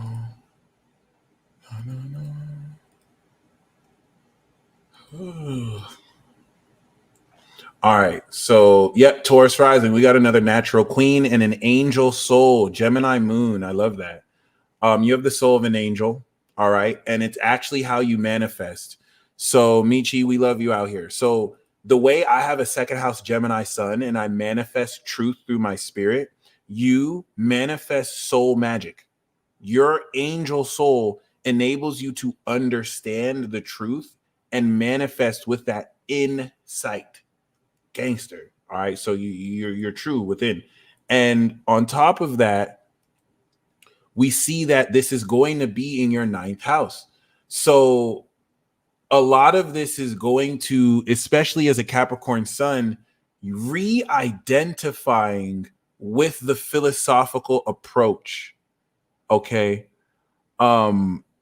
It's having you redirect how you practice what you preach, and especially relative to your Mars natally being in Leo, this is going to very powerfully transform a lot of the integration relative to taking the passion you take action with and organizing methodically how you begin to show people the fruit of your labor and work. I think your MC, your MC is Capricorn too. So this is also going to be you exalting and creating this success for yourself. What we also want to see though is you have Pluto in Libra. So this is, you'll never have to go through that Pluto square, which is super awesome. Oh crap.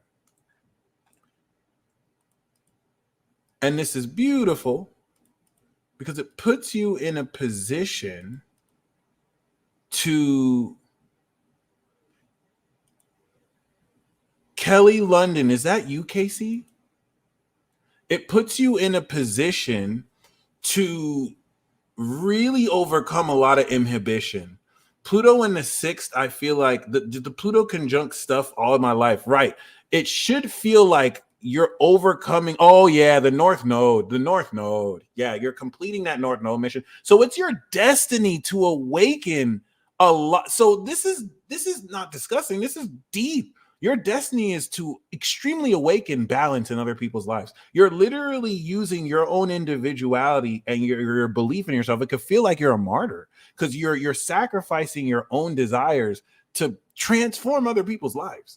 And I feel like going through that square since 2008 might have really tried you and tested your beliefs, but now you're completely concluding that this inhibition will turn into a strength or uninhibition, especially as Pluto in Aquarius starts to trine your Libra and break throughout this service. You're extremely impassioned towards justice for others. Understatement. It's like you can't help but do this, and this exalts your career since it's 10th house to your sun, but it's still very difficult. It's something that could really feel, you could feel inhibited your whole life. You feel me? And it's beautiful to finally see. I love how your moon trines this. So you're very extremely in tune to what people say and how they say it, the vocal inflection and tonality. But I want to see this Mars and Pluto awakening as a freedom journey, a freedom fight, this final boss battle to complete the transformation of your philosophy. And when I say career, it could just really be vocation or legacy, reputation. this could be even freeing yourself. You know what I'm saying? You don't want a hamster style. So you kind of literally unlocked that routine where you could just build partnerships without having to, you know, give your power away. All right. You are a teacher, by the way. Your son is on the 9th house MC. You're the spirit teacher. People are supposed to look at you in integrity and know what to do. Saturn, Virgo, you don't compromise on the facts. You're very serious about analysis. In fact, you could probably be over analytical. So I don't think it hurts because the Capricorn directs it. But yeah, Mars is going to really be the first time in a long time you may not feel held back. You feel me? You may actually be in a position to break through for other people, even just watching you considerably. All right. So very beautiful. And last but not least, we are going to pull cards for Jessica, saving the best for last. Casey, please let me know if you like that reading. I really am honored to have read your chart. Been doing the free me up since a couple years back. Usually people look at me like I'm crazy. And 5 years later, like, oh, damn. Yeah, Pluto, North Node, you are way ahead of your time. And you're an angel. You're an angel soul. Like Jupiter's going to evolve your soul next year. It's Gucci. And it's going to increase your money too, because the second house of value. So that's beautiful. All right. So, Jessica, the underlying theme we have for you is solitude. The insula deep in the brain is thought to be the seat of consciousness, whose structure has been shown to be influenced by meditative practices. Okay. The first card we have for you is action potential. This is the Magician. So this is putting you in that position to instantly manifest your intention. And it's coming from the most unique, sincere, and real part of yourself. This is the underlying theme. A lot of the solitude is really just representative. I don't even think it means you have to be alone, but it's just you tapping into that core, innermost core, authentic part of yourself. Lady G, the minimum for a card is 20. You can see the instructions below. I didn't put the card there, but we'll do 20 minimum. And then we have death. All right. Degeneration. So action and death is you actively transforming reality with your actions and intentions. And I like that knowing your rising, I think, is in Cancer, because as the high priestess archetype, this is going to have you Pluto other people. It's like you're just by taking actions, it could destroy bridges for people who are not aligned with you. Impulse here is the devil. All right. And we also have this with knowledge, which is the Hierophant. So this is almost like sexual knowledge, impulse and knowledge. It's like you're helping free and transform people from their bondage by instead. What I'm picking up heavy with impulse and knowledge is the same people who shame other people and taboo them for their darkness. You are teaching people how to reclaim their darkness, be released from those shackles, and turn it into their power. It's literally helping transform their life. You're releasing people from spiritual bondage by taking the vision I'm having is people were told their darkness was something to be ashamed of, and you are educating them about how it's their power and how they can overcome bondage through that. All right. Which is beautiful. By the way, this is impulse, which is the Tower. So I don't even know why. Okay, no. Yeah, this is the devil card. This is the devil card. Impulse. But yeah, it's very, very powerfully also putting you in a position to demon slay as well. Just with your aura, I feel like demons are not powerful to stand in your presence. So they have to get at people who you're close to or people you like. I feel like they're not seeing Shannon and they're not seeing Jessica, you at all. Like they're like like both of you can just clear the energy of a room just by walking in the room. You guys are that pure. So it's like I see your energy is literally like traveling in different areas and protecting people just with your intention. And we also have introspection. Yeah, pineal gland. So this is you as the high priestess. And I think by transforming and clearing others' energy, it's like you're able to see deeper and see farther. I even love this introspection with the solitude card. Because since you're coming from such a pure place within, it's powerfully enabling you to see in a way that's unbiased and that's 100% authentic. We're also going to see now deeper revelations. I'm picking up that by February, you have seen visions of how the year will end. And in crystal clarity, it is playing out just like you've seen. It doesn't even have to be like a vision. It's like a deep feeling that will kind of really just kind of key stuff in for you. And then we have strength. Okay. I'm also picking up through this introspection, you're tapping into an unlimited facet of strength that will reset a new beginning. But this unlimited facet of strength is literally your own energy source that you've always had access to, but it's like you've cleared the path to access so much more freely. Although I feel like you've mastered all this already. I think a lot of this is for other people. I think if anything, you're going through this just to show other people what they're capable of. Because I just get heavy ascended master energy with you. Like I feel like there's nothing you're mastering this lifetime that you did not already master in millions of lives in previous lifetimes before. It's like every time you learn this, there's like 2 or 3 other people who are greatly enriched because you learned it or because they learned it by watching you go through it. So I feel like you're playing this ascended teacher. Yeah, life path 9. I love it. I play like you're playing this ascended teacher that puts you in this position to realistically just show by example, but I also feel like you're so connected with the universe just by you accomplishing something. 50,000 people just instantly get it, and it's just like a non-tangible asset that you'll intuitively feel, but until now would have been impossible to show. And until now you could just point it out, which is beautiful. Not that you'd want to, but like because it looks like you're the type to just kind of keep it to yourself. But yeah. Shout out to the Life Path 9s. That's what's up. Lady G, thank you so very much. Jessica, I hope that reading was on point for you. And please keep me posted. And looking forward to talking soon. So, Lady G, we see fertility for you in the underlying theme. And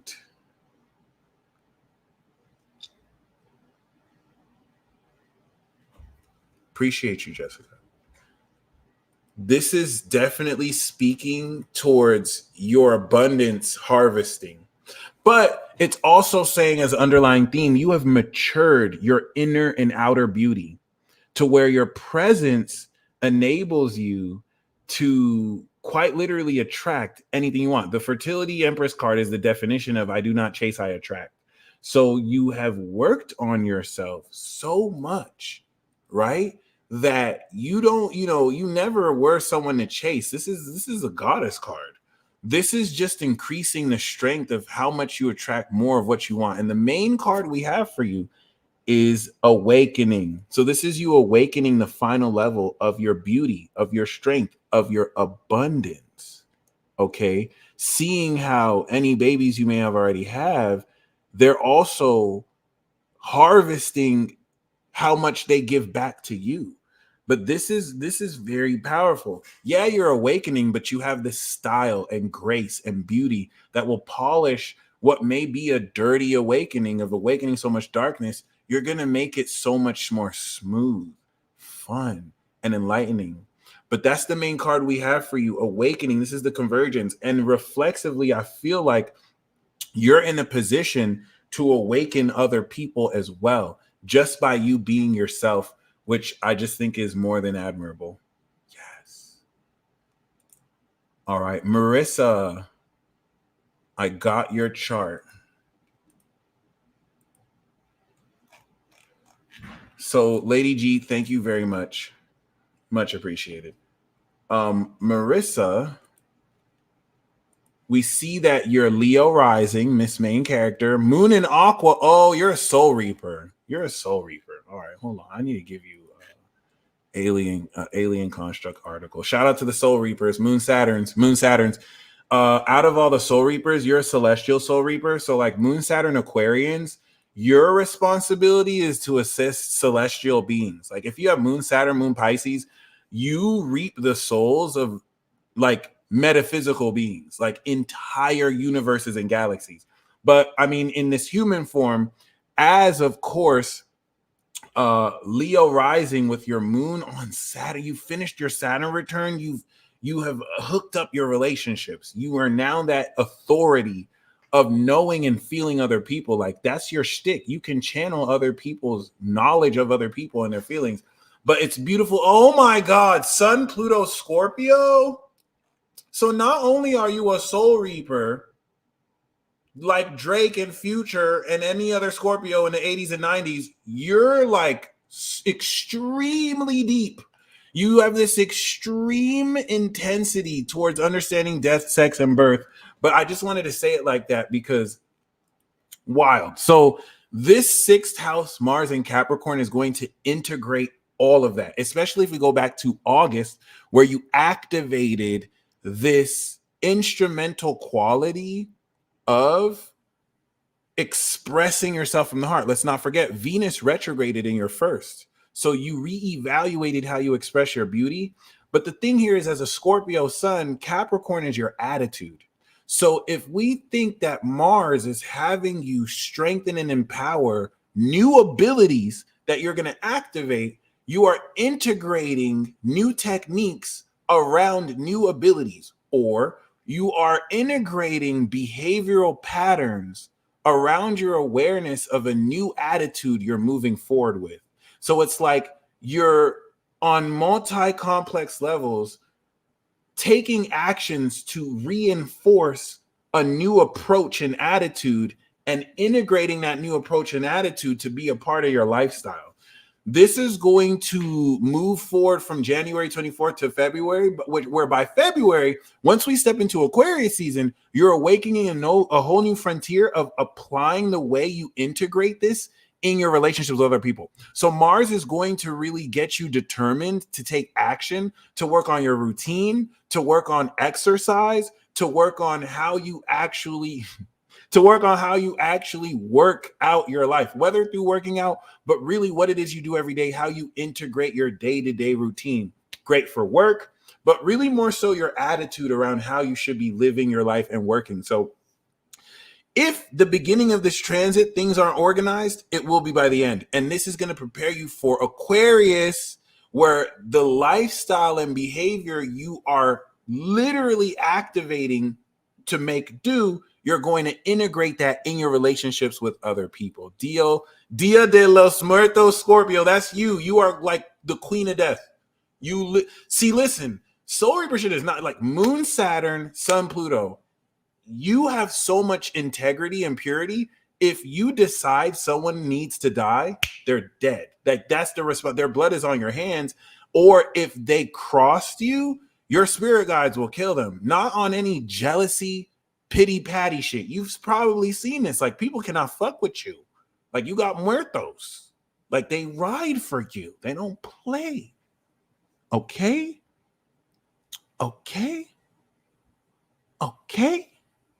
So how do you put all that together? How do you awaken a routine that takes into account you finishing your Saturn return? You've returned your knowledge. You're getting ready to step into more responsibility to heal and awaken this with other people. They get instant karma. Yes, Saturn is karma. Like you understand why. Most people don't understand how. You understand why and how. Like you know. So Right. Like you have so much integrity. That's why the universe has gifted you with that. And you know what I'm saying? So very beautiful. Very beautiful. Thank you so much again. Because you have Uranus and Neptune in Capricorn, and then you have Mars opposite in Cancer, this is going to really align how you get out of your feelings and out of your comfort zone to discipline yourself in innovative ways. I mean, Uranus and Neptune in your sixth, you're not supposed to have a conventional lifestyle. Like if you don't work a regular job, you're not supposed to. And if you work a regular job, you work that regular job unlike anyone else has worked it. You're a queen. Aqua Moon, Scorpio Sun, Leo Rising. You're all royalty. You're complete royalty. Like queens are not supposed to work menial jobs. Just be honest. Like that's not what you, doesn't mean you can't. That's not what you're here for. And all this 10th house in Taurus is hyper manifesting. So this is definitely going to be powerful for you. This is going to really organize this routine to go back May of 2024, which is just going to completely set you up for life based off of your own merit and work that your genius manifested, which I love. All right. Stretchy recoil. Let's go. Thank you. I appreciate you. Let's get it. I do got a tarot card for you. Okay. We do have introspection. The underlying theme here is talking about, especially through your pineal gland, synchronicities are going to be popping. Like your capacity, and I love that you have Pisces energy. Your capacity to process synchronicities and understand the nature of these signs, crystal clear. And there's a way you can flow where you're just having nothing but faith in your intuition. You can trust it's on point. It doesn't matter how unrealistic it may seem. I would ignore the physical reality because the intuitions you have will have correlation with what's real. Like they will match. And it's always powerful. It's going to be more powerful than normal. And the main card we have for you, strength. Yep.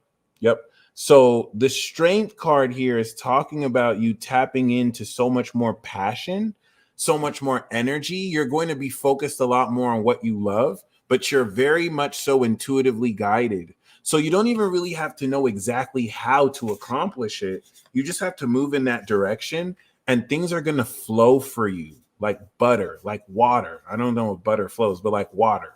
All right. And it's definitely